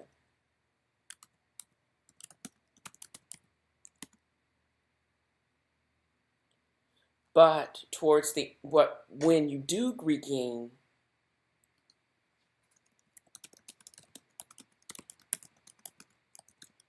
a signal towards the end of an almost 4,000-mile trek to Oregon, this welcome sign is like a premonition to great things to come. It is okay that I was not meant to work in my previous capacity as a nocturnal hospitalist in Oregon. But the beauty I would witness on those few clear days is and was the best in the country. I lived and craved these clear days in Oregon I'm describing, or there's a picture, it's a caption of sunrise over North Bend after a storm. And a beautiful full rainbow over the RV park in Coos Bay. My trip would end with far too few clear days with sunlight coming up over the bay at the Mills Casino in North Bend, Oregon. It rains 220 days a year, so you have to maximize your time in the daylight. Get a great raincoat, hat, and crazy boots and just keep it moving. Solo travel can be a solitary existence, but traveling and camping in this world is not. You battle against the elements, bugs, 18-wheelers, but you keep looking for more to see and to learn. If you choose to live and camp in an RV, it requires a dedication to the lack of privacy, space, and solo traveling. Brown women with afros are a novelty on the road. Embrace the community of like-minded, actually. Embrace the vast community of like-minded individuals, retirees, weekend thrill seekers, contract workers looking to live on their own terms outside of an hotel. You have to want this more than anything, and you must make it a sanctuary with comfort specific for you and no one else. Maximize your time where you are and stay as dry as possible. And I end this with the refrain. Again, you have to go back to the Beverly Hillbillies to understand why I keep singing this particular theme. Well, now it's time to say goodbye to Felicia and Afro, and I would like to thank you guys for kindly dropping in. Please come back in a couple of days to this locality to find out about all the shenanigans and partake in the dream to try over the South. Sit a spell. Kick off your shoes. Y'all come back now, you hear? And I plan on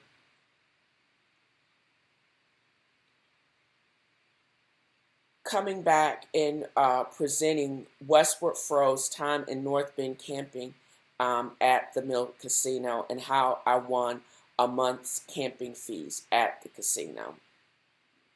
Because that was probably the most fun thing about being in North Bend. One of the safest campgrounds was actually right at the casino that was ran by the Native American nation that was indigenous to that area. And I will start working on that as soon as this either gets accepted or rejected for publication. So, with that said, I'm good with what I've created, and I'm going to go ahead and submit for review. And I'm hopeful that, let's see, where do I'm going to submit it to Wander, because I think that is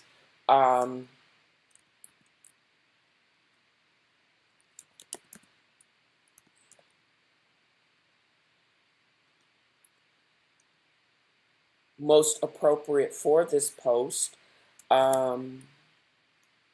Finally submitted for publication. We'll see how it goes. Either it's going to be accepted or it's going to be declined. Either way, my plan is to also upload it and publish it on another platform. So I'm excited about that. So as soon as or not too long after I actually hit the submit for review button, my piece, The Making of Westward Fro, a guide to a 3,000-mile trek to Oregon, actually was accepted for publication on Vocal. So I'm going to need you guys, at least 1,000 people, to navigate, to read my post. Too exciting. And I'm also encouraged that I can get enough views and reads of the post to actually sponsor my next trip. I think my next big adventure is going to be some trips through Tennessee and Arkansas, but I'm hopeful that my next installation of Making of Westward Fro will actually be able to support that. So big ups to Vocal Plus.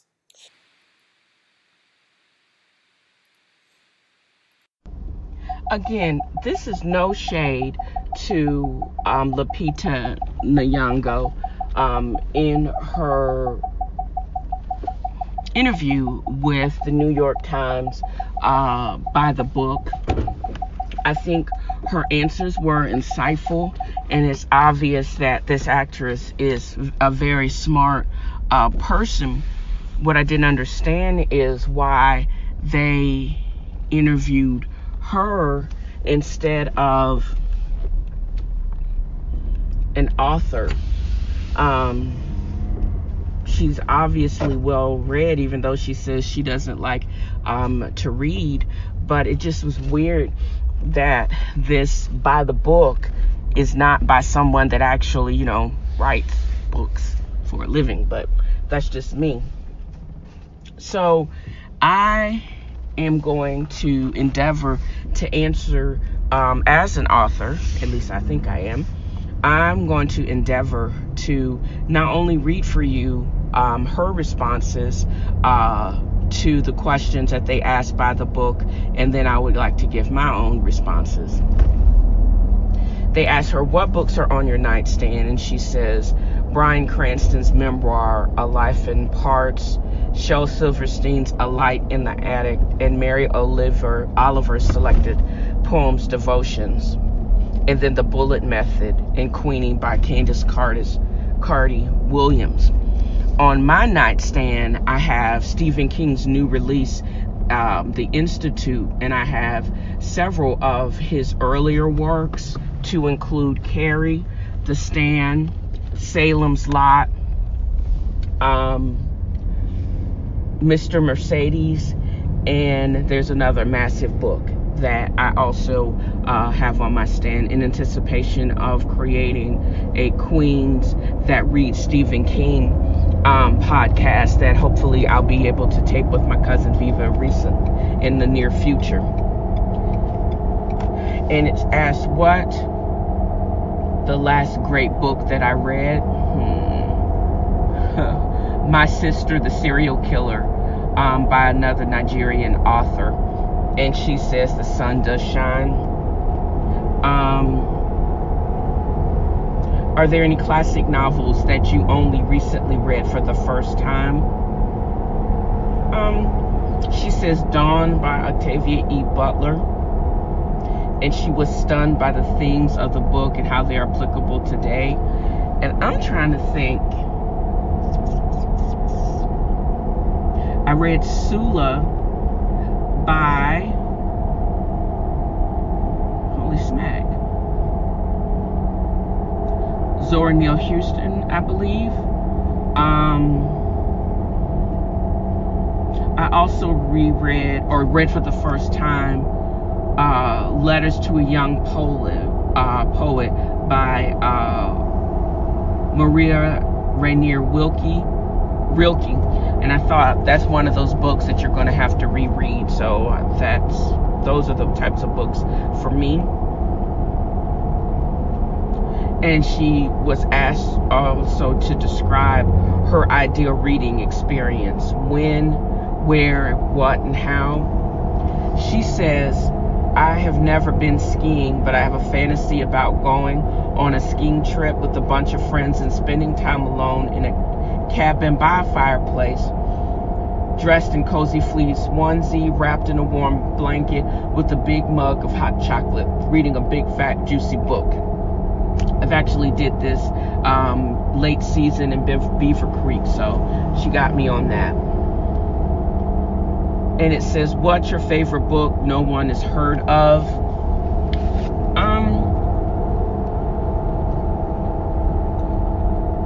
I think my favorite book of all time has been The Color Purple, and everybody's heard of that. And hers was The Exaltation of Larks. I've never heard of that, and I doubt if I'll read it, but there you go. Which writers, novelists, playwrights, critics, journalists, poets working today do you admire most?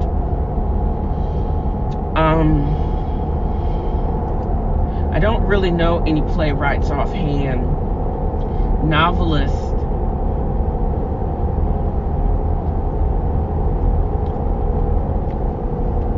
let's see.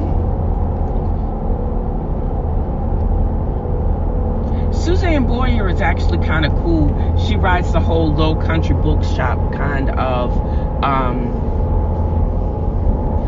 scene, and I actually respect her.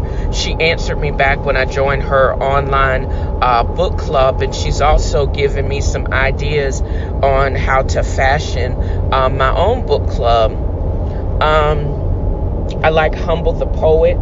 I think his book Unlearn has actually driven me to research and search for my own affirmations and truth. I have found it was a kind of a heavy read, but Susan Broom's The Yellow House, a memoir, also was very good. Oh You Can, Breathwaite was the one that I was talking about, My Sister the Serial Killer, as well as Lisa Wingate, Before We Were Yours, when it talks about the Tennessee adoption or Children's Society and how they basically stole all those kids. Antonio Iturbe, The Library of Auschwitz, as well as Where the Crawdads Sing by Delia Owens.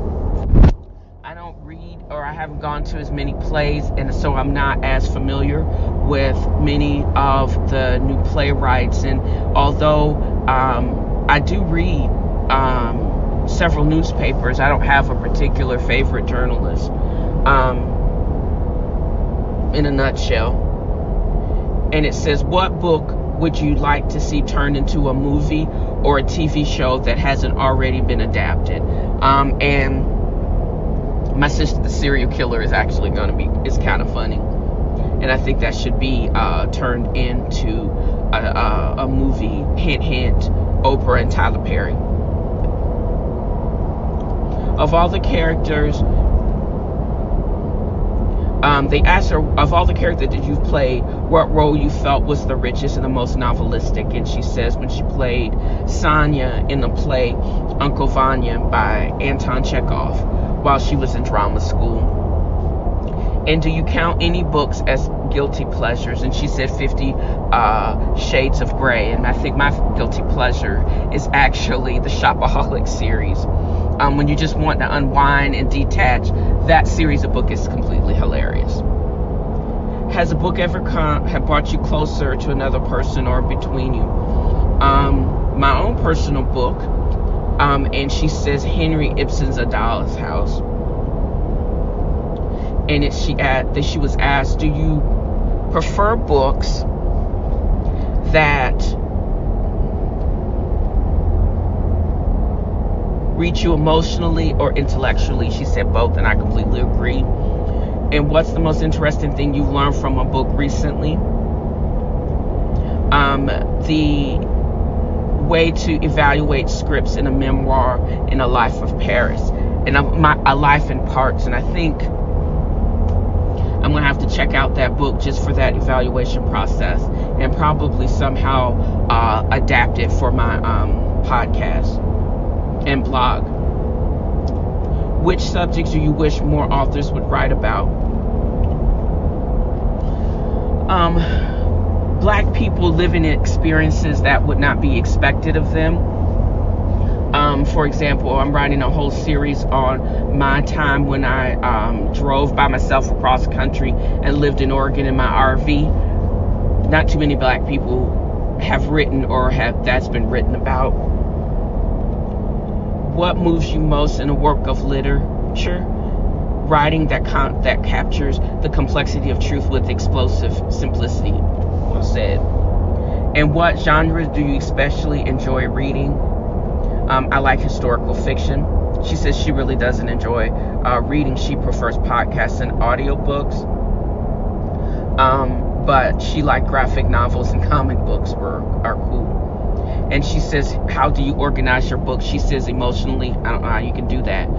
But most of mine are in alphabetical order and listed by when I'm going to get to reading. And what book might people be surprised to see on your shelves? And she says a book of Yiddish proverbs, and mine an old book written by E. Lynn Harris from back in the day. What kind of reader were you as a child, and what child books and authors stick out to you most? And she said she really didn't like reading, but she had a fierce love for Roald Dahl's books. Well, I started reading Stephen King in the 3rd grade, so there you go. And it says, when you're organizing a literary dinner party, which 3 writers, dead or alive, do you invite? Well, I would invite Maya Angelou as well as Toni Morrison. Both of them have long since passed and gone away, but being in the presence of greatness, and being able to just talk to them about what interests them about the day and how they think that, subsequent generations, what subsequent generations could do to preserve their place in history. And what do I plan to read next? The biography of Ida B. Wells, and she said, Sapiens, A Brief History of Humankind by Yuval Noah Harari. She says, I'm trying to figure out what is the devil is wrong with us that we seem so hell-bent on destroying ourselves. I don't think I'll ever figure out why they decided to interview an actress for about books and book series, but she did make an interesting subject, and it's pretty awesome, and it also gave me a thought process of what I wanted to include in my own podcast. So well done, Lupita Nyong'o, well done. And we are rounding the bend as far as my final read. I'm just crazy that I never, or had not until recently, started reading from my own book. This week I actually read from a section of Ta-Nehisi Coates' book, The Water Dancer, but I decided to basically pile on because his book was in large part influenced by his research into Thomas Jefferson and Monticello. Well, in my mind, I actually created this entire family called the Purcells, and I traced, the protagonist had traced her roots all the way back to the only black dude on the Mayflower. So this week's read will be from that chapter later on in the book, the only black dude on the Mayflower. And also, since I basically do own the ISB number, I'm thinking that not only did I rewrite this chapter and added some verbiage, I also think that the book itself could actually be organized in a different sequence. And so in the next coming weeks, I plan on completely reorganizing the book potentially, and then submitting it for an outside editing. And then probably towards the end of the year, launching the book as a updated version and making it worth all those $26. But that's neither here nor there. So now for my read, The Only Black Dude on the Mayflower. My journey back to my biological family in Texas began with the discovery of the murders, philanderers, and pedophiles of my stepfather's family lineage. I distanced myself from that to discover a lineage that could trace itself back to the beginning of our country. I had to start referring to myself and my paternal family as we, which was so hard in the beginning because I had spent almost 50 years running away from, quote unquote, my family. I have spent almost a lifetime not feeling connected to my, quote unquote, family for good reason. And if you've read this far, you know why.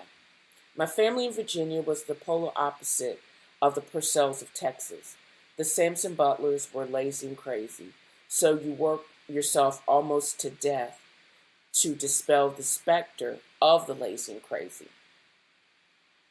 Maybe I'll actually retitle this.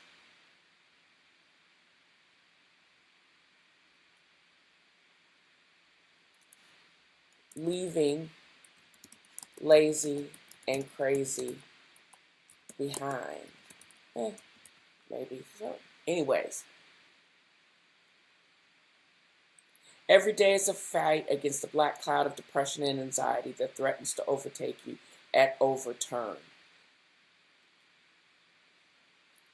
This comes from untreated PTSD from a lifelong assault, from lifelong abuse and assault on the psyche. May have to change that around, but there you go. How condescending of me to make the Purcells prove their worth so I would dare to be counted among them. I made it a habit to speak about myself in horrible terms as a way to beat someone to the punch of getting in the jabs first. I remember in so many conversations with my family, in particular my father or Uncle Ninny, and kept referring to myself. Who was I but some raisin from Virginia? My father, my grandfather, my Uncle Ninny would shut that down quickly. My father would say, "You ended up there, but you are a Purcell from Texas first and foremost." I would stop running away and find myself running to open arms of my father and extended family, and then realize they only sought to comfort and protect.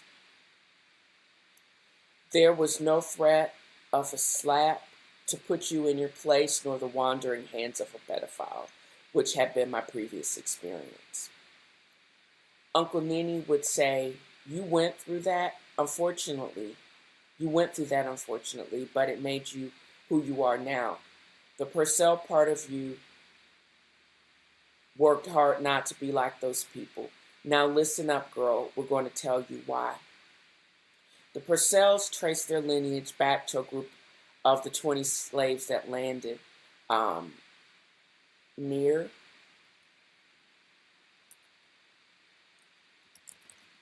what would become Jamestown, Virginia.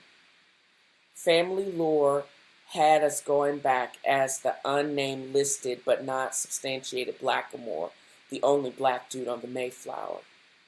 Blackamoors was a collective term given to African slaves of North African descent who were used as servants throughout Europe in the early 15th century.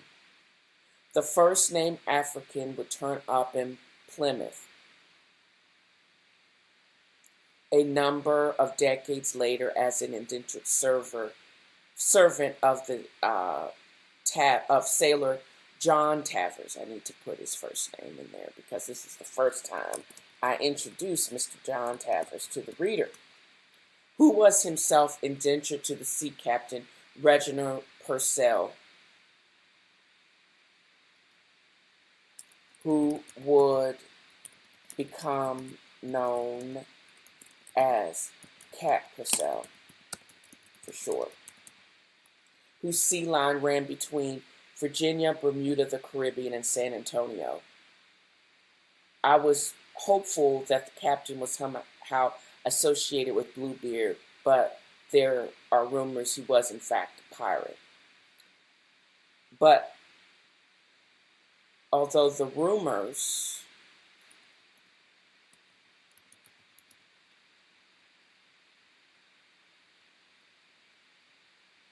of him being a pirate, there was never any definite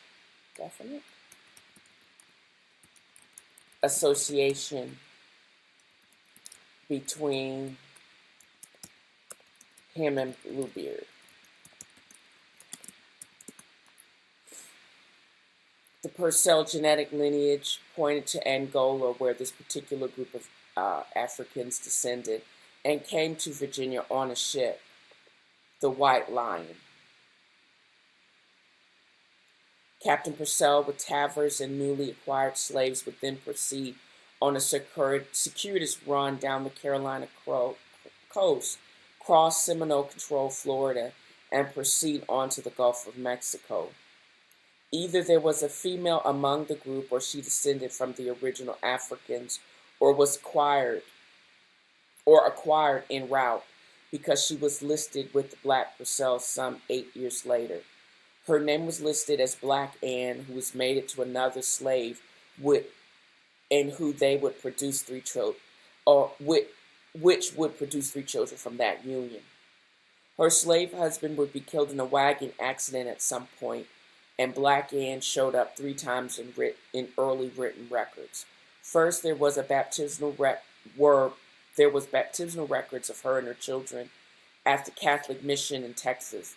Then she and her children would be listed as property of a free man of color, Daniel Purcell, 8 years after his arrival in Texas. Their marriage dated almost 1 year later in the rolls of the Catholic mission in Texas. When they married, she was granted her freedom and that of her 3 children, which was completely unheard of at the time, even more so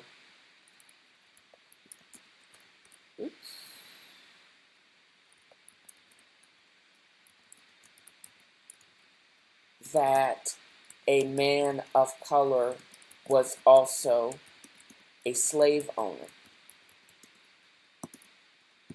albeit of his own family.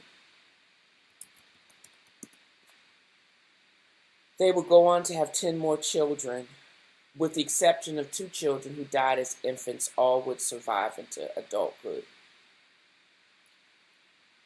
Captain Purcell was undoubtedly a slave trader, and Tavers was probably conscripted into service. My ancestors' association with these individuals was probably through Purcell, because Daniel would eventually take his last name. He was initially listed in the papers of the captain as a servant. Then he was listed as a hand, and then he would be listed as a free man. In the early listing of property for taxation of the time, Daniel was listed as chattel. Then years later, he is then listed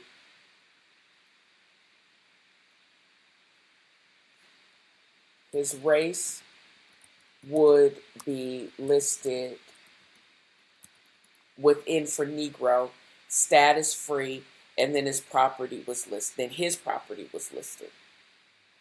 My Purcell ancestor, Daniel, may have been educated out of necessity because Captain Purcell was injured, probably defending his ship and cargo from other privateers in the wild west of the Atlantic and the Gulf of Mexico. We would see the handwriting of his original documents change over time in his logs and personal diaries.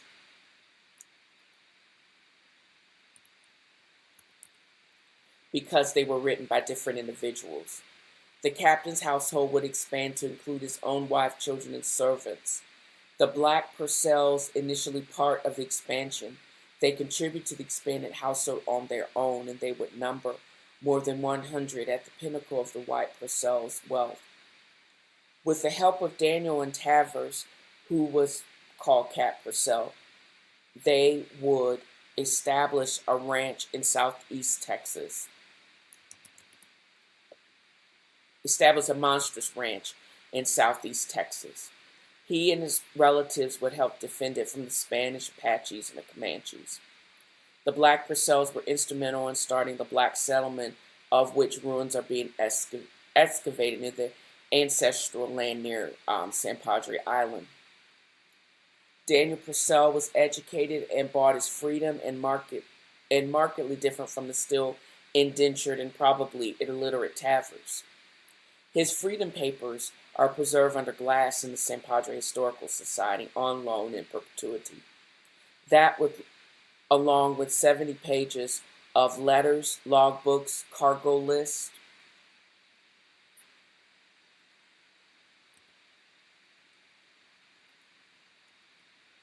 and even slave schedules dating as early as 1770. It was during this time that Daniel was educated out of necessity, because in Cap Purcell's papers, Tavers was described as a dunderhead, and he may have had a learning disability that kept him from learning to read and write and count with any efficiency.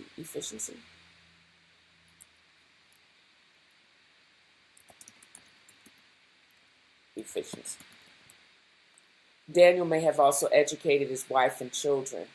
In subsequent papers, the Purcell name continues to the darker side and associated with Tavers. During one trip to the Texas Gulf, we think that the white Purcell died.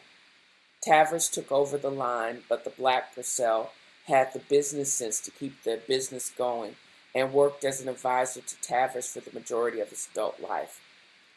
They must have developed a plan where they would share the profits, since a significant amount of money was in the hands of the white, no longer indentured Tavers by the mid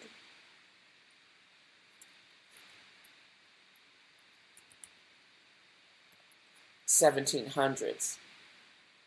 Tavers had several hundred acres of property under contract, and when he went on to acquire more. Purcell Shipping was underwriting the remnants of the massive ranch. Even with the changes in allegiances and status as a result of the Mexican-American War, the Purcells and Tavers did not go bankrupt. Tavers, although illiterate, was a bit of an opportunist. He could have lost his property to gambling or a number of other misadventures. The quick thinking of my ninth great-grandfather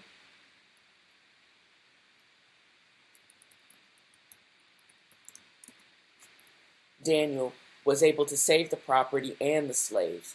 Tavers would end up owing him money until the end of life. It seems my great-grandfather was a realist, and he knew that if any of that property was in his name, some jealous white or Spanish man could come along and take it all. He would get the information from Tavers about any deal or opportunity coming along, and they would both profit handsomely. But under the white Tavers.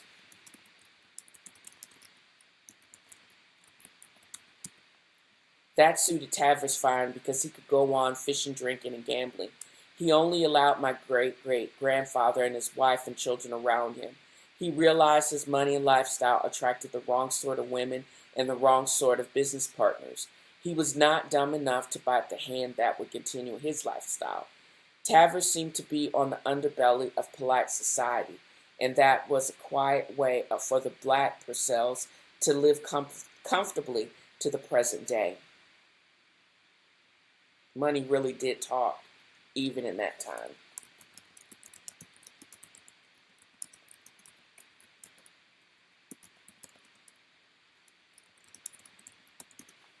There is an amazing painting of the family done in the 1920s. I noticed the look of pride in my grandparents' eyes. John Tavers was married 3 times and had 12 children, and by all accounts, they were lazy dumbasses or had serious learning disabilities like their father. The oldest boys may have been benefiting from the intelligence of my great-uncles, and ninth great-grandfather. My uncles and ninth great-grandfather posed as servants to apply the knowledge that the dunderheads could not understand. They went on to work with their white compatriots in the Army Corps of Engineers and then the English Royal Navy as engineers.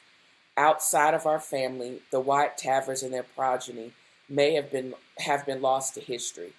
Tavers was illiterate, but his business arrangement with my great-grandfather,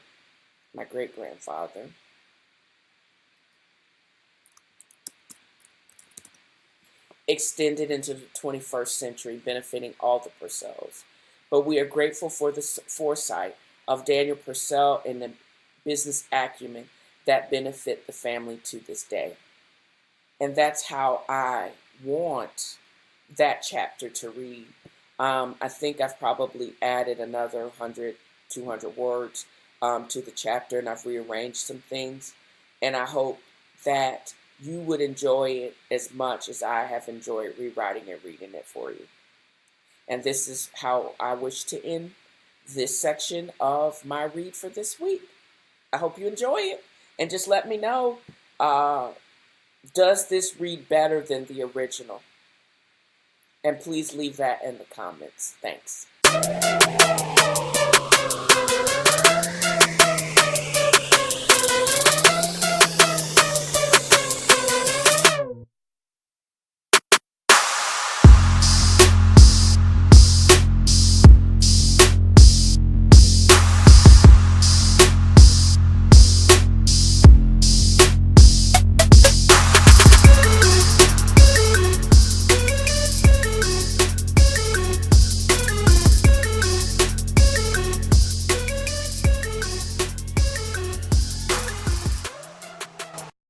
Well, that wraps up another episode of TNFro is Reading, but I would like to leave you with my affirmations and confirmations of what makes me perceive. And I wanted to start with this week's is a little different.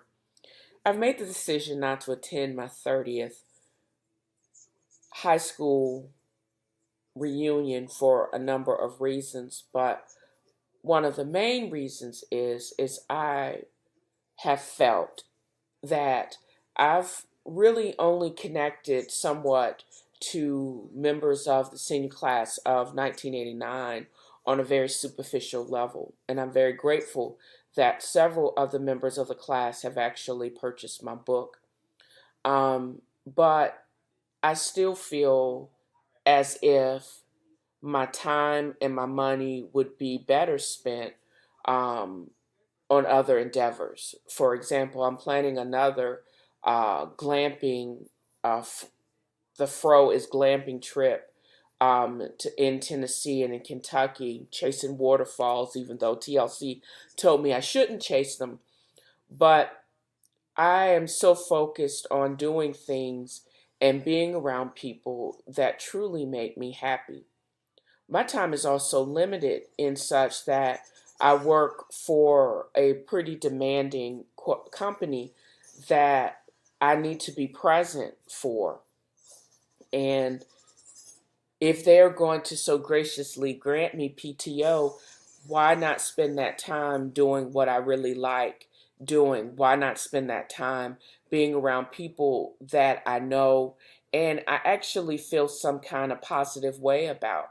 And it also continues to allow me to create positive things. So going all the way back to my high school reunion, it doesn't really make a whole bunch of sense to me.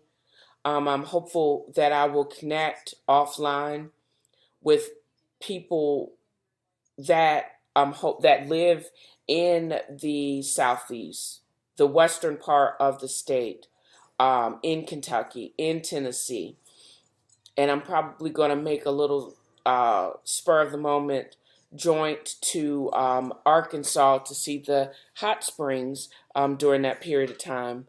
But I will not be attending that reunion for those number of reasons. And because um, my affirmations affirm and confirm that I'm not going to do anything that I know is really not going to make me happy. And being in Virginia Beach this week is not going to make me happy. If anything, it's going to make me mad. And it also goes to prove this is one of my affirmations that I actually truly believe. This ish doesn't get any easier. We just get stronger.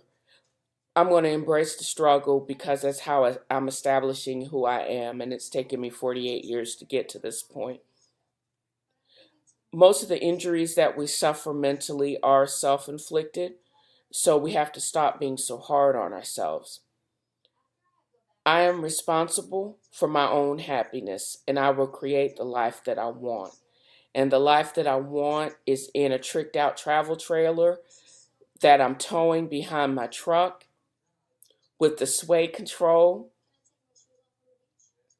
so I won't flip over, and enjoying the sun as it comes up over the mountains to my east and then sets to my west. And that is how I want to not only end this podcast, but I endeavor to end every single day.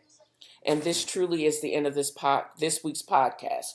Join me next week as I explore all of those things within books and lives that I want, lives of characters that I want to share and to think about. I hopefully will have my publication for the making of Westward Fro published on Vocal Positive, and then being able to create the second part of that, as well as working on either an expansion of Not My Family or the second iteration in that series. don't forget to navigate to www.dalesangelsinc.com to look at all the specials and special offers and news that I've actually published there, as well as please consider dropping me a line on TNFro@gmail.com if you have any comments or anything else that you would like for me to discuss, and any comments on this particular podcast, as well as navigating to https://deb.app.link/post equals 1626 to leave any comments on this and other previous shows.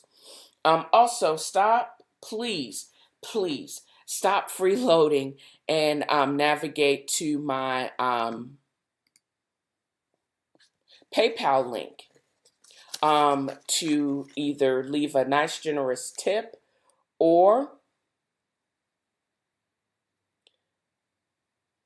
donate to or definitely to leave a tip, but also navigate and also become a patron and on the Podbean link. Just look in the podcast notes for those details. But in particular, the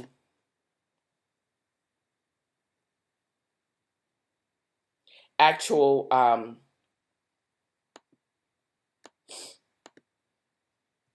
PayPal link, I would suggest writing that down and just leaving 5 on it for a sister.